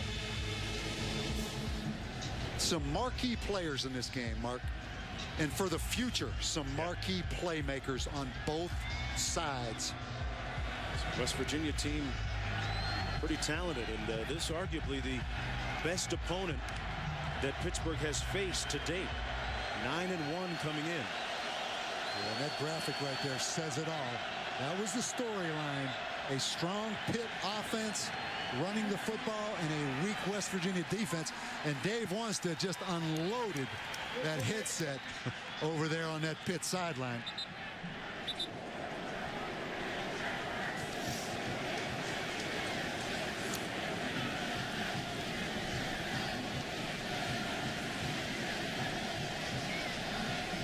Under 3 minutes to go, and Wanstead apparently has delivered the marching orders. Now, he was smiling just a few moments ago. Well, this is an efficient Pitt offense. Let's take a look at it right there. Pitt forced the call timeout. Dave just slam dunked that headset.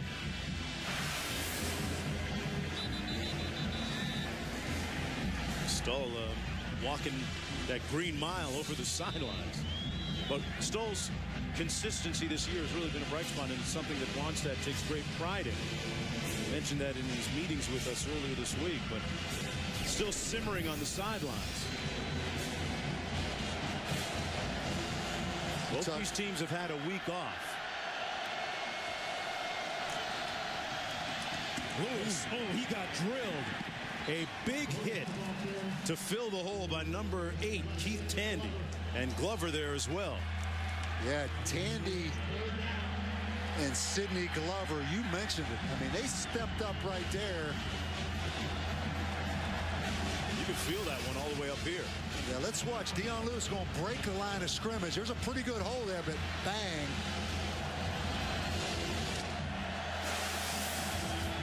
Third and 4.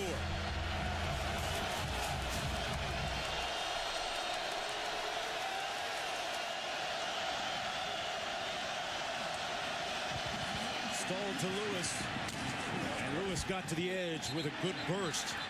Got inside the 20-yard line to pick up the first down. He got 8, but will it stand? There's a flag down on the field.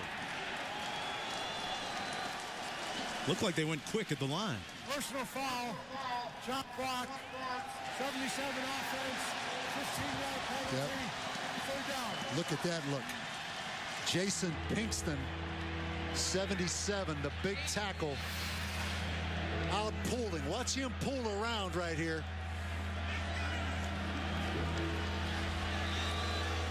Let's take a look and see what we have. At one high, one low. Yeah. That's the first penalty of the night for Pittsburgh, and it places the ball all the way back at the 36. It's 3rd and 14 now. Joe Thomas was engaged high, number 56, and Jason Pinkston came in low. You said it. Still under heat. Unloads for Baldwin. And he couldn't make a play on it. Underthrown again. Bob, Billy Stoll has had troubles getting it far enough for Baldwin to even make a play on it tonight. Yeah, Mark, in that time, you can see why, because of the pressure. You know, he couldn't set his feet and throw the football that distance. I mean, good pressure that time up front by West Virginia. I'll tell you have to be impressed. I mean, this West Virginia defense, this secondary is flying around. A little bit of hand contact going on right there. But excellent break on the ball by Robert Sands. Boy, they're going to attempt a field goal. This by Dan Hutchins of 53 yards. His career long is 45. And it's wide to the left. So the Mountaineers defense proving to be strong and stout again as we go down to David Amber on the sideline.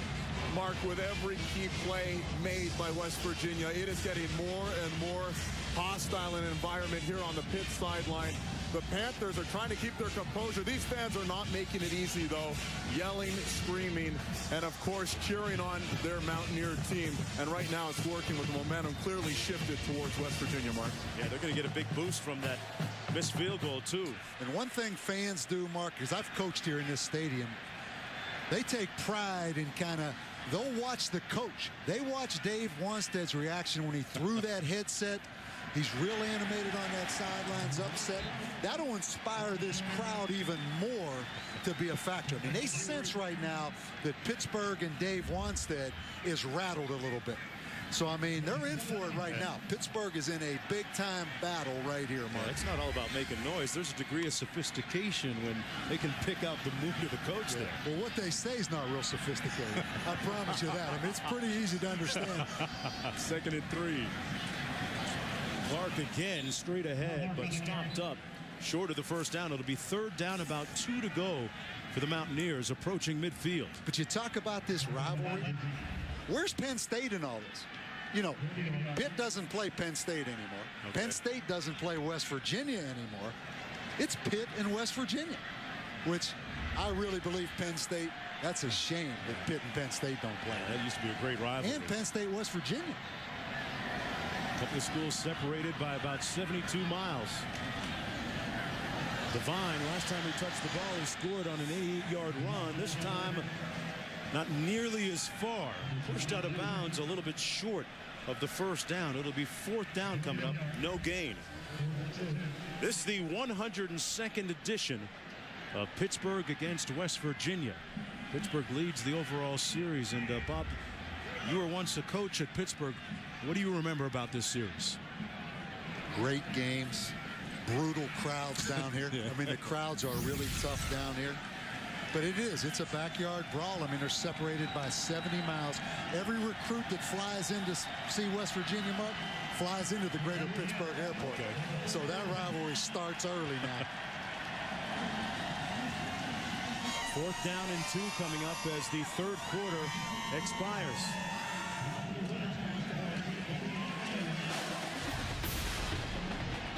Bill Stewart said this might be the biggest game of the year for us. Looking for a win when we come back. Welcome back, everyone, for the final 15 minutes under the lights on Thanksgiving Friday here. West Virginia leading Pittsburgh 13-6. Pittsburgh ranked number 9. Santa Claus still about a month away. And, boy, a Christmas gift for one of these teams would be maybe getting a little payback. West Virginia, meanwhile, for Pittsburgh, getting back to, as Springsteen sang, the glory days. Yeah, it's pretty simple. I mean, this game for Pitt is about getting to that level that West Virginia once held in this league. And for West Virginia, it's about Bill Stewart getting a quality win and hanging on to the position they used to be in the Big East. So a lot riding on this 4th quarter, Mark. Mountaineers punting here on 4th down. It's going to bounce inside the 20-yard line at the 18. Let's check in with Reese in the studio. Reese? All right, Jonesy, time for a Sports Center right now. Tiger Woods is in good condition after being involved in a minor car accident near his Florida home last night. He was taken to the hospital, treated, and released. Details continuing to come in will be available on Sports Center as we have them. Alabama trailed for much of the game against Auburn. Greg McElroy hit Roy Upchurch late, 26-21. Saban's Crimson Tide remains unbeaten. Sports Center 11 Eastern. Stay current, ESPN News. Well, you talk about a close call for Alabama. And Gene Chiswick's Auburn Tigers playing a real courageous game. Lewis out to the 28-yard line. Nice move. And finally brought down by Reed Williams. He picked up 8 on the play. Yeah, Mark, you had an unblocked Sidney Glover, who's a good tackler. Watch this. Dion Lewis, unblocked. There's the extra man. He just runs through that tackle. This game's coming down to Dion Lewis and Noel Devine. That challenge. A couple of talented tailbacks putting their stamp or trying to on this game. 2nd and 1, Lewis's turn. And Lewis got the first down out to the 31-yard line, picked up 4. Yeah, Mark, here it is. And both of them big third quarters. Devine, 3 carries for 88 yards in the third quarter. And Lewis, 9 for 75 in the third quarter. So they're heating up right now. Well, Devine got most of his on that one long run for the touchdown.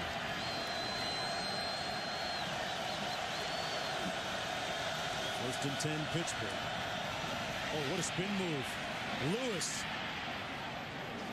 Another great move, and he shook Keith Tandy to pick up 9. I mean, Tandy's still looking for him. Well, a great call by Jeff Castillo. I mean, Tandy's going to come. You're going to see him come from out here on a corner fire, unblocked. Right there, spin move. And this guy, Mark, we said it, Tulane and Miami of Ohio, the other 2 scholarship offers. Wow. Shows us that some of these scouting services can get it wrong sometimes. Yeah, I mean, the kid walked his recruiting tape up to Rutgers, and Rutgers didn't offer him. He was again between the tackles. And this time wrapped up by Tandy. Tandy made sure that he put both arms around him that time, limiting that gain to just 3. But, Mark, think of that. This kid paid his way, took his highlight tape up to Rutgers. He doesn't get an offer. And I'm not picking on Rutgers. I've done the same thing. We've all made mistakes in recruiting. But it's amazing again, and it's another example of how all those stars and all those ranking systems sometimes mean nothing. Dave Wanstead said that as we look at Keith Tandy down in the field for West Virginia, made the last tackle on the last play. Shows it, you know, Dave Wanstead said, I saw 4 plays on his highlight tape and said, go get him. Let's offer him immediately. Yeah, Tandy with a cramp there, but you're right, Mark. I mean, you look at Dion Lewis. He's not real tall. You know, he's about 5'8", but he's 195 pounds. He ends up going to what? Blair Academy in southern New Jersey. Not many players have come out of Blair Academy. There have been a bunch of other freshmen to have breakout seasons and big debuts on the college football landscape in the past. Adrian Peterson back in the day in 2004, and Michael Crabtree as a wide receiver at Texas Tech. Now with the San Francisco 49ers. LaShawn McCoy, who could be here still, by the way, right? Exactly. Left a little bit early. And that's the reason, the biggest reason why Dion Lewis goes in and enrolls early at Pittsburgh, because he knew that job was open. You know, he didn't finish his senior year at Blair Academy. He graduated early and enrolled and was there in the spring, which you see more and more players doing around the country. 2nd down and 7 coming up after that 3-yard gain by Dion Lewis. We mentioned earlier, you know, Pitt's going to play Cincinnati for the Big East Championship next week, regardless of what happens in this game. But if you're Pittsburgh, not only is this your big rival, but you want that positive momentum continuing into that game in Pittsburgh next week, Mark. This game's big. They entrust this carry and play to Lewis. Dancing around in the backfield, but can't get away from Robert Sands. It's going to be 4th down coming up. Robert Sands sticking with it to force the 4th down coming up. On ESPN's Monday Night Football, Tom Brady in New England take on Drew Brees in New Orleans. Two of the top teams battle in the Big Easy and trying to make a huge statement in Week 12. Patriots Saints, 8:30 on ESPN's Monday Night Football.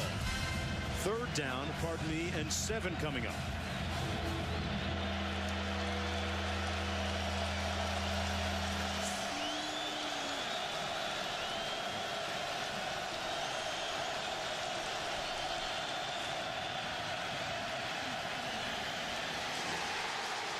Stoll picked off by Sands. The 2nd pick of the night for the Mountaineers. Well, Mark, he must have gotten our message, Phil Stoll, of not throwing the ball high enough. But that time, he threw it too high. But how about this West Virginia secondary? You're going to see Baldwin on the crossing route. I mean, just completely overthrows it. But the effort by Robert Sands to go up and make that catch. That's an outstanding concentration because Jonathan Baldwin flashed in front of Robert Sands. But the play of Tandy, Glover, and Sands, Mark, those 3 safeties. There's Brown delivering wide open. Arnett. 1st down, Mountaineers at the 26. Alric Arnett with the big play for West Virginia. 36 yards in all. The great combination, Mark, of being a scrambler, Jarrett Brown. Watch him scramble, but also the ability to throw off the scramble. It's tough to stay in coverage. When you have a quarterback like Jarrett Brown, it's going to break the line of scrimmage on. Hands it off to Noel Devine. And Devine is pushed out at the 25 by Romeus. Boy, I'll tell you something. That's a big-time play by Greg Romeus. He's 6'6", 270. He's 260. Yeah, and he played, pretty well. Played 1 year high school football, Mark. He was a basketball player in Coral Springs, Florida. This is the guy that clinched the Notre Dame game with a sack. That's 6'6", 270, and only a junior. 2nd down and 9. Brown on a little bootleg action into the end zone. Out of bounds, incomplete. Intended for Lions. That ball hung up there for a little bit. And Jared Hawley came in to make a play on it. Yeah, you have the 6'8" Lions on the 5'10" freshman Hawley. Let's take a look at this. Yeah, he's out. He's clearly out of bounds. Got the football, but he was clearly on that white line. So 3rd and 9 coming up. A tenuous 7-point lead by the Mountaineers.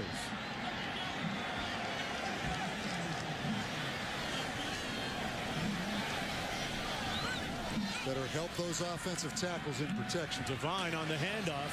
Made a great move. Devine turns it out, but ran out of turf.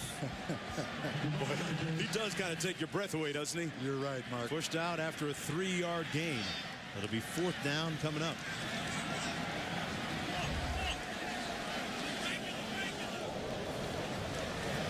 Bittenkart on.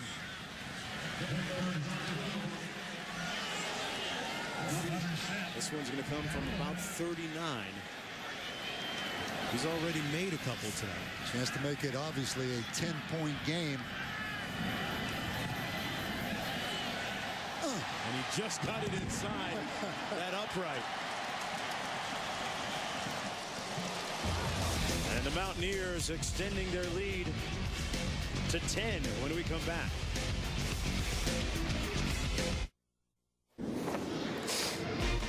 Well, yesterday at the Lacey residence here in Morgantown, West Virginia, gave us full access, not to the food, but to watch some of the Thanksgivings going on. And this was a scene repeated around the Morgantown area and across the country. They got after it a little bit.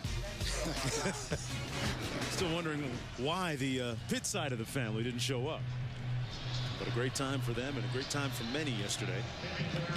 Well, this game now, it's Dion Lewis's show, but Bill Stahl is going to have to throw the football, Mark, obviously, for them to win this game. And he has struggled tonight. 10 for 22, 78 yards, 2 interceptions.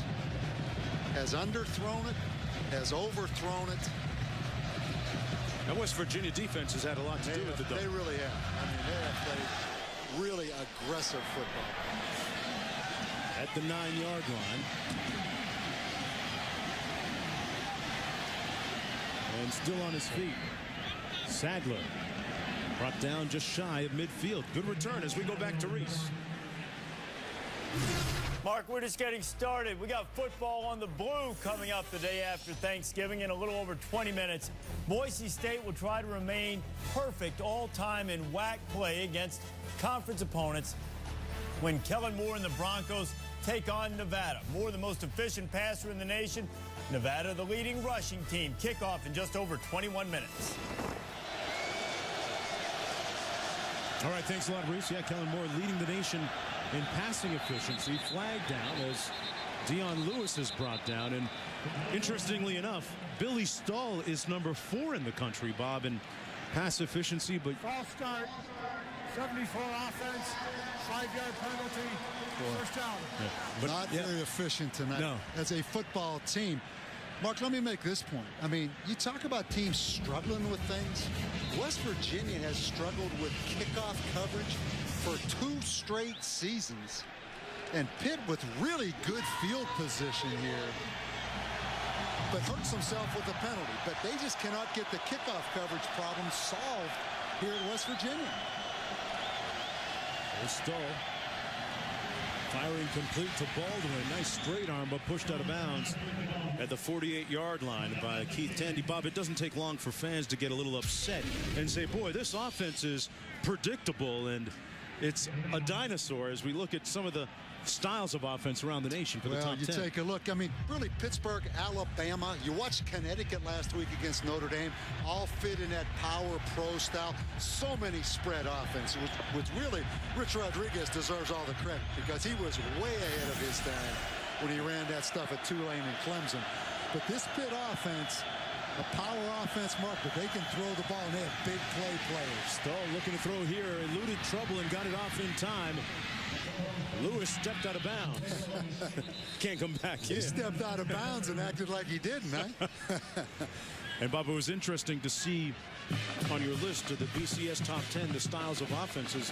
Ohio State at the bottom, they're kind of standing alone in what they do. Yeah, a little bit, you know. Jim Tressel, really a power coach, I formation guy, but with Terrell Pryor has made the move to more of a spread. But the one you keep your eye on, and you know what I'm going to say, Georgia Tech, Mark, with that triple option, there's going to be some other people go to it. And I know people are stubborn, but you talk about the toughest one of all to defend. Here's Lewis, tough to defend in any offensive formation, down to the 23. And Mark, that was a patient run by Dion Lewis right there. You know, a lot of guys, young guys, will just run right up into that pack. He kind of hides behind it and comes out the back door. Came into this game as the nation's 4th leading rusher, and during the course of this evening rewrote the Big East record book, setting a new record for freshman rushing yards. He has 155 with the meter still running. Stahl, tough pass intended for Dickerson, who has been a forgotten man of sorts tonight. Mark, it is kind of fun, though, isn't it? I love all the new stuff everyone's doing, but it's fun to watch those tailbacks work. Right? See the big you kind of miss the just give me a basic ISO lead. Yeah, the big fullback Husky in there, but you know, the Eric Dickersons, the Bo Jacksons, the Herschel Walkers, Tony Dorsett back there in the I formation. It's good to see some of this I formation stuff now. You can always watch Classic. 2nd and 10.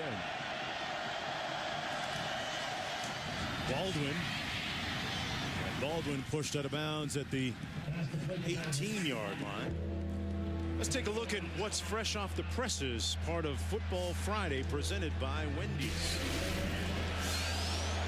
Nevada, Boise State coming up next. Boy, Bob, just seems like yesterday, September the 3rd, we were out on the blue turf in Boise. They played Oregon. The LeGlaire Blunt controversy breaking loose, and Boise State hasn't lost. Miami, South Florida, and Notre Dame, Stanford on Saturday. 3rd and 7 for Pittsburgh. Baldwin, incomplete.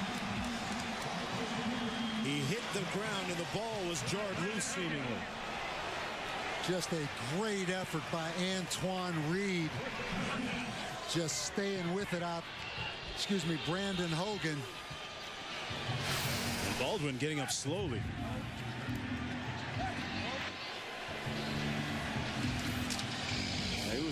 He never really had a hold of the ball. Now from 36 yards out, Dan Hutchins into attempt this field goal. Brandon Hogan, great effort though, staying with that big, tall receiver out there, getting that ball out of there. This would bring them to within a touchdown. And he drills it through. The margin down to 7 points. As Hutchins now 3 of 5 from field goals on the night.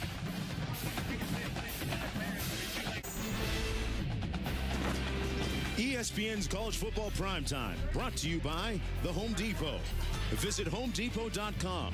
More saving, more doing. That's the power of the Home Depot. A look at the dessert table inside the Lacey residence here in Morgantown, West Virginia. They had a great time yesterday during Thanksgiving, and everybody looking forward in the Lacey household to this football game evolving on the field today between Pittsburgh and West Virginia. That last field goal narrowing West Virginia's margin to a tenuous 7 points. I tell you, these rivalry games now, tough to win, huh? I mean, they are battles. Pittsburgh at 9-1, and the Mountaineers would love nothing more than to send them reeling and be the second blemish on their schedule this year. On the kickoff return, Mark Rogers still on his feet and brought down at the 27-yard line. Let's go back to Reese. Mark, this is the man who would try to engineer an upset of Boise State on the blue. Colin Kaepernick has accounted for 32 touchdowns this year, one of 3 1,000-yard rushers for Nevada. Wolfpack taking on Boise State coming up. Kickoff in just over 12 minutes. Yeah, they'd be running that pistol offense out there, Reese. I'll tell you. Tell you who was impressive. Texas A&M last night. Mike Sherman. Great job. They have turned a corner offensively. They are going to be a good football team in the future with those young skill players they have. Certainly are. Ryan Clark off tackle, got a couple of yards. Yeah, Gerard Johnson yesterday was on fire. And we have to, how about Colt McCoy? Has he put himself in position for the Heisman? Did he win the Heisman yesterday, you think? Tell you what, Mark, the last several weeks, and then you look at the Nebraska game, he put on a show last night. I couldn't believe his rushing statistics at the end of the night. Fast, and they took advantage of it. They ran him more than I've ever seen him run him on some predetermined quarterback runs. 2nd down and 8 coming up.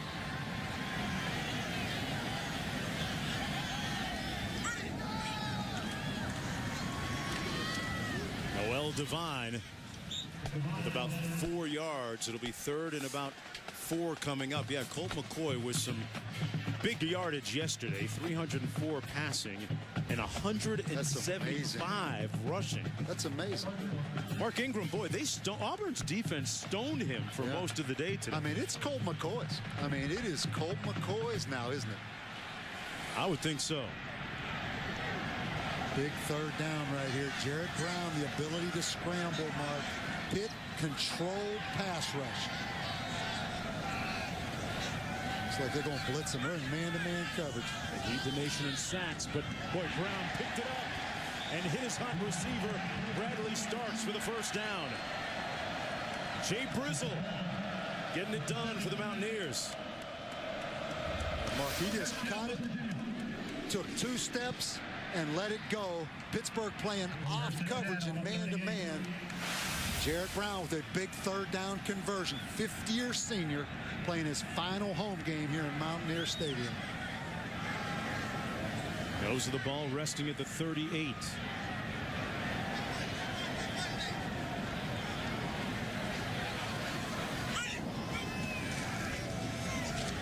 Play fake.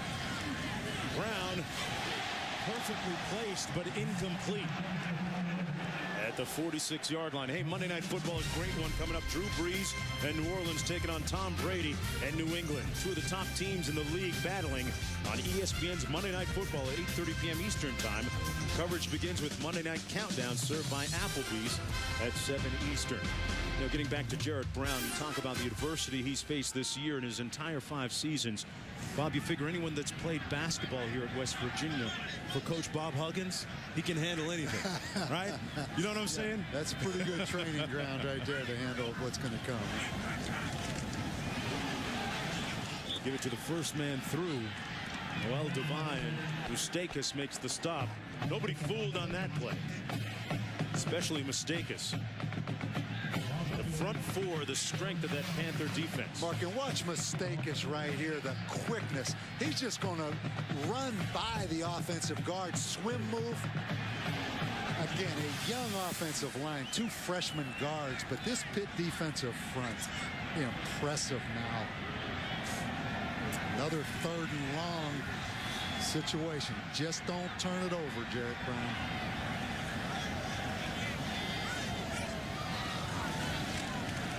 Got rid of it quickly again. It's complete, but short of the first down at the 40-yard line to Urban Tyler, the tight end. It'll be 4th down coming up for the Mountaineers. 4:44 to go. Both teams with a couple of timeouts remaining. West Virginia trying to snap a 2-game losing streak at the hands of their backyard brawl rivals from Pittsburgh. And Pittsburgh coming in at 9-1 overall. Next week, basically playing for the Big East Championship against Cincinnati. But this game hoping to bring out the best in the Panthers.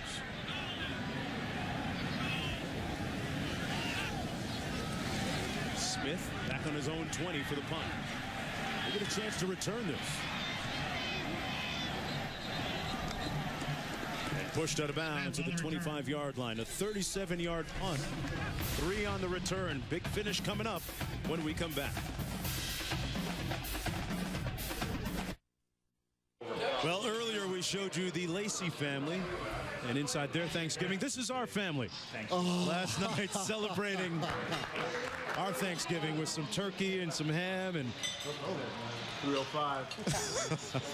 we had a good time, Bob. We tore up some bird yesterday. Mostly great. Sweet potatoes and sweet potato pie and pumpkin pie. I want to thank everybody on the crew for making being away from home on Thanksgiving a nice evening overall. We got a great group, had a great year.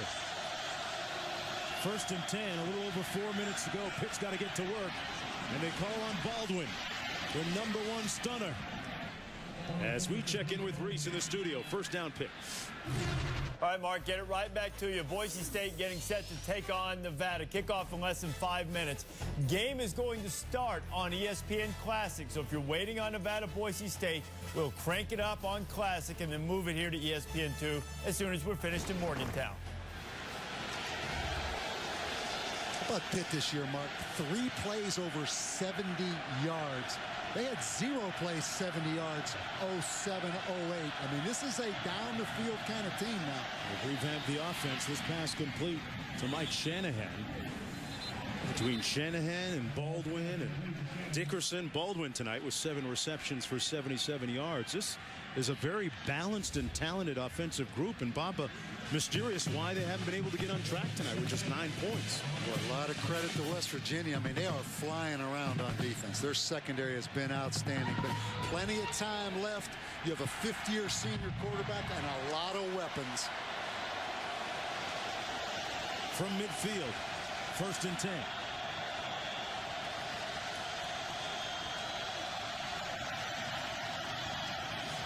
Stoll, Baldwin, tie game, touchdown. Mark, he's been high, he's been low, but that time Bill Stahl got what we've been waiting for all night long. Jonathan Baldwin shows the speed, little outside move back up the field. That is a perfectly thrown ball. They beat Sidney Glover. And John Baldwin with his 6th touchdown catch of the year. And we're a point away from having a tie game. And somewhere Larry Fitzgerald out in that desert is watching this, Larry. That's the next Larry Fitzgerald, potentially now.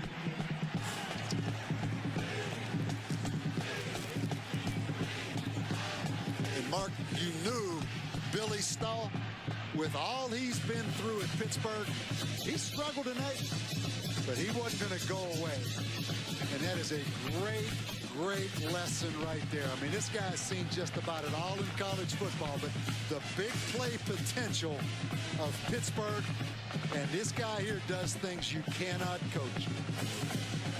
Bob, we're looking at a tie game now, 2:54 to go, and yeah, this one could end up on ESPN Classic the way that things are concluding here. How does West Virginia bounce back? What they've done offensively in the last couple of series? Well, Mark, the reason this game is so close, quite honestly, West Virginia has not turned the ball over tonight, and Pittsburgh had a huge advantage in that category coming in. So for West Virginia right now, you have a chance to take it down, maybe kick a field goal to win it, but more importantly, do not turn the football over. That's why you're in this position. But you know what? With a quarterback like Jared Brown, you have 2 fifth-year quarterbacks. Can Jared Brown now match Billy Stahl? We've seen Dion Lewis match Noel Devine.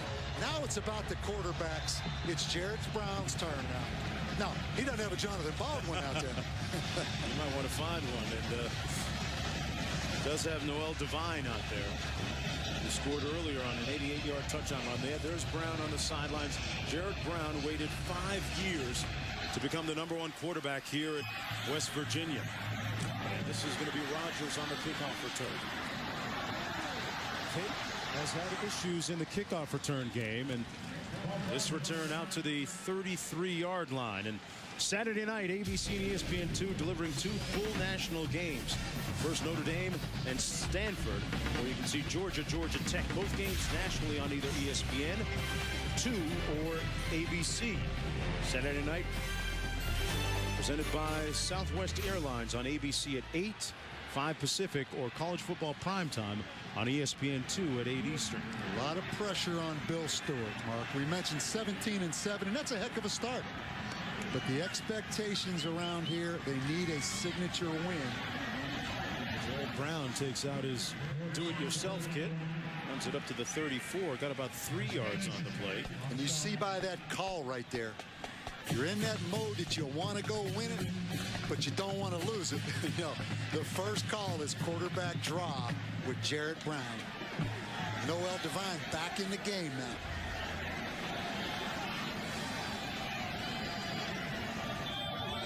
Second and 8.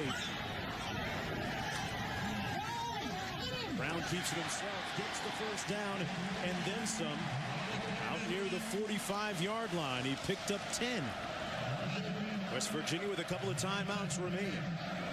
Yeah, Mark, that little misdirection quarterback run. Noel Devine got a good block from Josh Jenkins, the left guard. Watch 77 right there. Gets enough on Adam Gunn. But it's all on Jared Brown now. Not much of a rush, and he completes the pass at the 45-yard line to Arnett. And another first down for West Virginia. Now keep in mind, after this 11-yard gain, that Tyler Bittencourt, the field goal kicker, has a career long of only 45 yards. And I say only because they're not quite in that range yet. Jared Brown, this is why you sat behind Pat White, waited 5 years. An opportunity like this.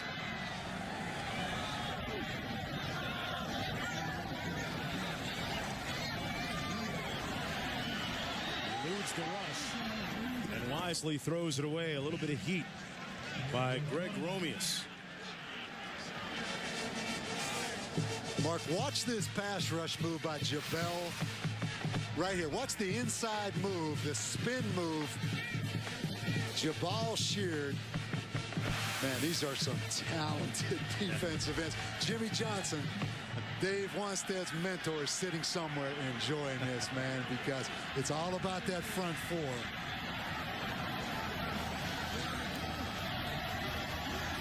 Top brought Sanders in motion to the top of your screen. Brown overthrows Sanders. I'm not sure that he can even see him. All the action seemingly going that way. Well, again, Greg Romeus, Mark, if we look at that again, it's 6'6" or 6'7". Kind of smelled that coming, and the old basketball player goes up and makes him throw it over top of him. Watch right here. He didn't even rush. He knew that was coming, so he's the reason right there that ball was overthrown. Yeah, that's not fair having a guy that tall and talented out there on the edge like that. Pitt all four-man rush, playing their base quarter coverage. Big matchup at the top with Big West Lions up there at 6'7". 3rd and 10. Brown going to take off.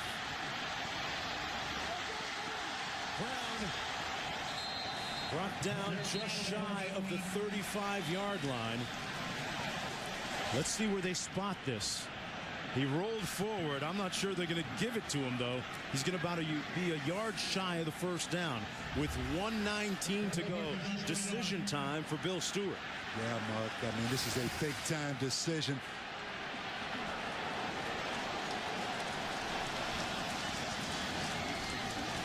Maybe not quite as fast as Pat White, but a great job anyway. Ryan Clark in a tailback out of the eye.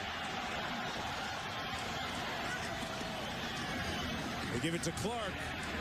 Oh, it's going to be close.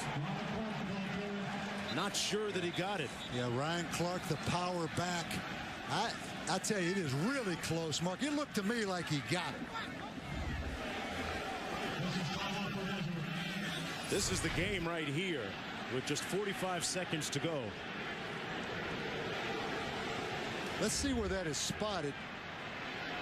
If he got it, he didn't get it by much.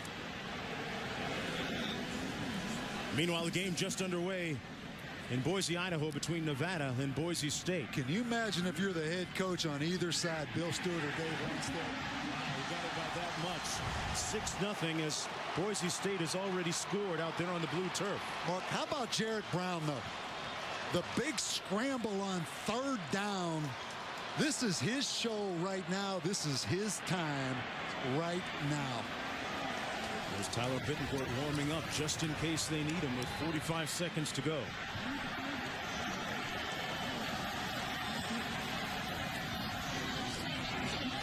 Divine inside the 30 to the 28. And a 7-yard gain. It would be a 43-yard field goal if they set it up from here. And a timeout called by the West Virginia Mountaineers. West Virginia trying to snap a 2-game losing streak against Pitt. Bittencourt has already made 3 field goals tonight from 20, 43, and 39 yards out. Mark, in his career long is 45. And right now it's 45-yard field goal. So it is right at Tyler Bittencourt's range. And in pregame, that was about his limit. It was 47 yards. Bob, when you look at the situation now, we're talking about a 2nd down and 3, 45 seconds to go. How do you manage the game in terms of, you mentioned it earlier, maybe not trying to lose it, or how aggressive are you at this point? No, they're in good shape right now. I mean, run the football, get the ball in the middle of the field, at least give yourself a chance for a game-winning field goal right now. The lineup out of the eye. Ryan Clark, the tailback. He gets the carry. Stopped outside the 25. Mark, they're going to let this run down, call timeout, and have one play for a field goal, which is a little surprising. Maybe run one more? Yeah, because you are right at his range, but Bill Stewart is taking it down to make or break on the field goal. We saw Bill Stewart do something like this in the first half. Kicking the field goal on 3rd down, and they're going to go for the win here with 3 seconds to go. Yeah, Mark, that's about as conservative as you can be right there. Just like at the end of the first half, he was very conservative with 8 seconds left. Didn't run another play. Decided on kicking the field goal. Well, it's going to rest on the toe of the 6'1" freshman right there, Tyler Bittencourt. Yeah, and Pitt with 2 field goal blocks, Mark, this year. They blocked a field goal against North Carolina State. They actually blocked a extra point against Notre Dame. Remember coaches earlier telling us that they weren't going to let Bittencourt kick a field goal. This was earlier in the season until they got the ball around the 25-yard line. Well, right here, it's going to be placed to the 27. You know Dave Wanstead is going to ice him. You can see Dave standing over there on the sidelines. And there he goes. He calls one of Pitt's remaining 2 timeouts. Bittencourt has made 3 field goals already today. He's 3 for 3. Pitt has 1 more timeout remaining. Boy, what a finish here in the 102nd edition of the Backyard Brawl. Pitt coming in at 9-1, and West Virginia looking for a little payback for 2007. Well, how about Tyler Bittencourt? You know, put yourself in his shoes. Look at all the people right now depending on you. A freshman out of Springfield, Virginia. All the people, and this is the State University of West Virginia now, Mark. How many people counting on Tyler Bittencourt? And Pitt had good pressure on that last field goal attempt, Mark. I mean, put yourself in this guy's shoes. From 43 yards out for the win for the Mountaineers. Bittencourt. He's excited. He got it. They win it.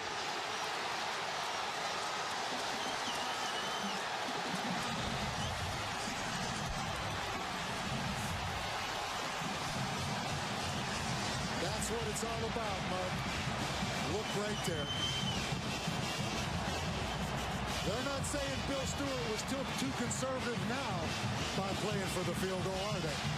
Tears of joy, epitomizing the intense feelings in this rivalry.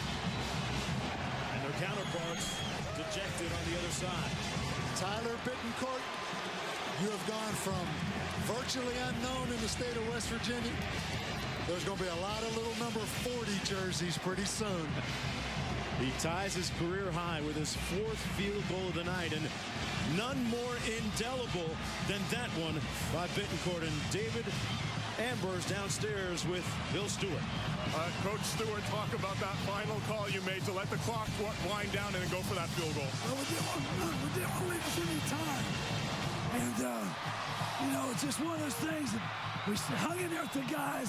Tyler, we felt, could make it from that distance, but we did not want to leave Pitt any time. Great football team. Since your very first win as the head coach here when you won at the Fiesta Bowl, you've been waiting sort of for that signature marquee win. What does this moment mean to you personally? Well, it's a great day for Mountaineers everywhere. I'm sorry I can't talk any better. It's a great day to be a West Virginian.